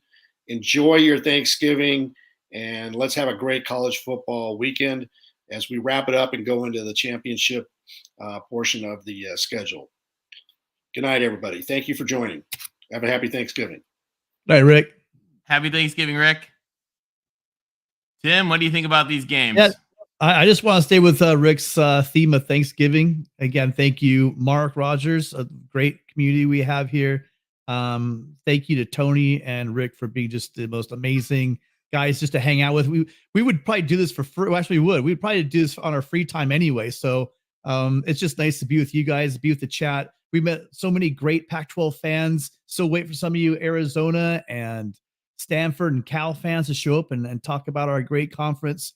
So glad we started this. We didn't know we would have this great season. I mean, talking about the championship hasn't even been decided yet going into the final week of the season. It's just amazing. It's a testament to some great hires as these ADs got some good coaches in here so we can be competitive again. Just that's about it. It's been some great games. I'm really looking forward to just all of the rivalries in this great conference. And everyone have a wonderful Thanksgiving. Spend it, cherish it with your families. Everyone stay safe, and we'll see you guys next week. Fight on. Fight on, Tim. Well, I want to say thank you to all of you guys in the chat. Thank you to everybody who watches live in the chat and everybody who watches afterwards. We love seeing you guys. We love talking to you. We love engaging with you. And we love meeting folks from all the different schools. I'll tell you, I've been really lucky. I work with a nonprofit group, and every summer I work with kids from 250 different colleges. And so when I look at the teams, I always think of them in terms of the people. And I think about, my Baylor friends that I dealt with for years. I think about, the Texas Tech kids and the Yale kids. And when I see their teams, I think about them. And as we've gotten to do this show, we never imagined that we would be able to meet so many great people from each of the Pac-12 schools and from all over the country. And we love having you guys come in and chat about the Pac-12 conference and engage with it and have it be something that is just so special to all of us. And I'm really thankful for that. And Mark, thank you so much. We love when you give our teams a hard time too. But we really appreciate everything. No, Connor, I've got so many Oregon State friends, but you're now one of them, and I love that. To answer Connor's comment in the chat. But Mark, we're really thankful that you give us this opportunity to engage with all these folks. It's so much fun. But most of all, Tim and Rick are just absolutely awesome. I was actually thinking the other day, Tim and I were at school at the same time, and how bad that we were not friends at the time. So I'm glad that we're making up for a few lost years now. So Tim, Rick, fight on. Everybody else, I hope your teams play great. I hope they all do you guys proud, and I hope that you and your families have a wonderful, wonderful Thanksgiving and holiday season. Fight on, everybody.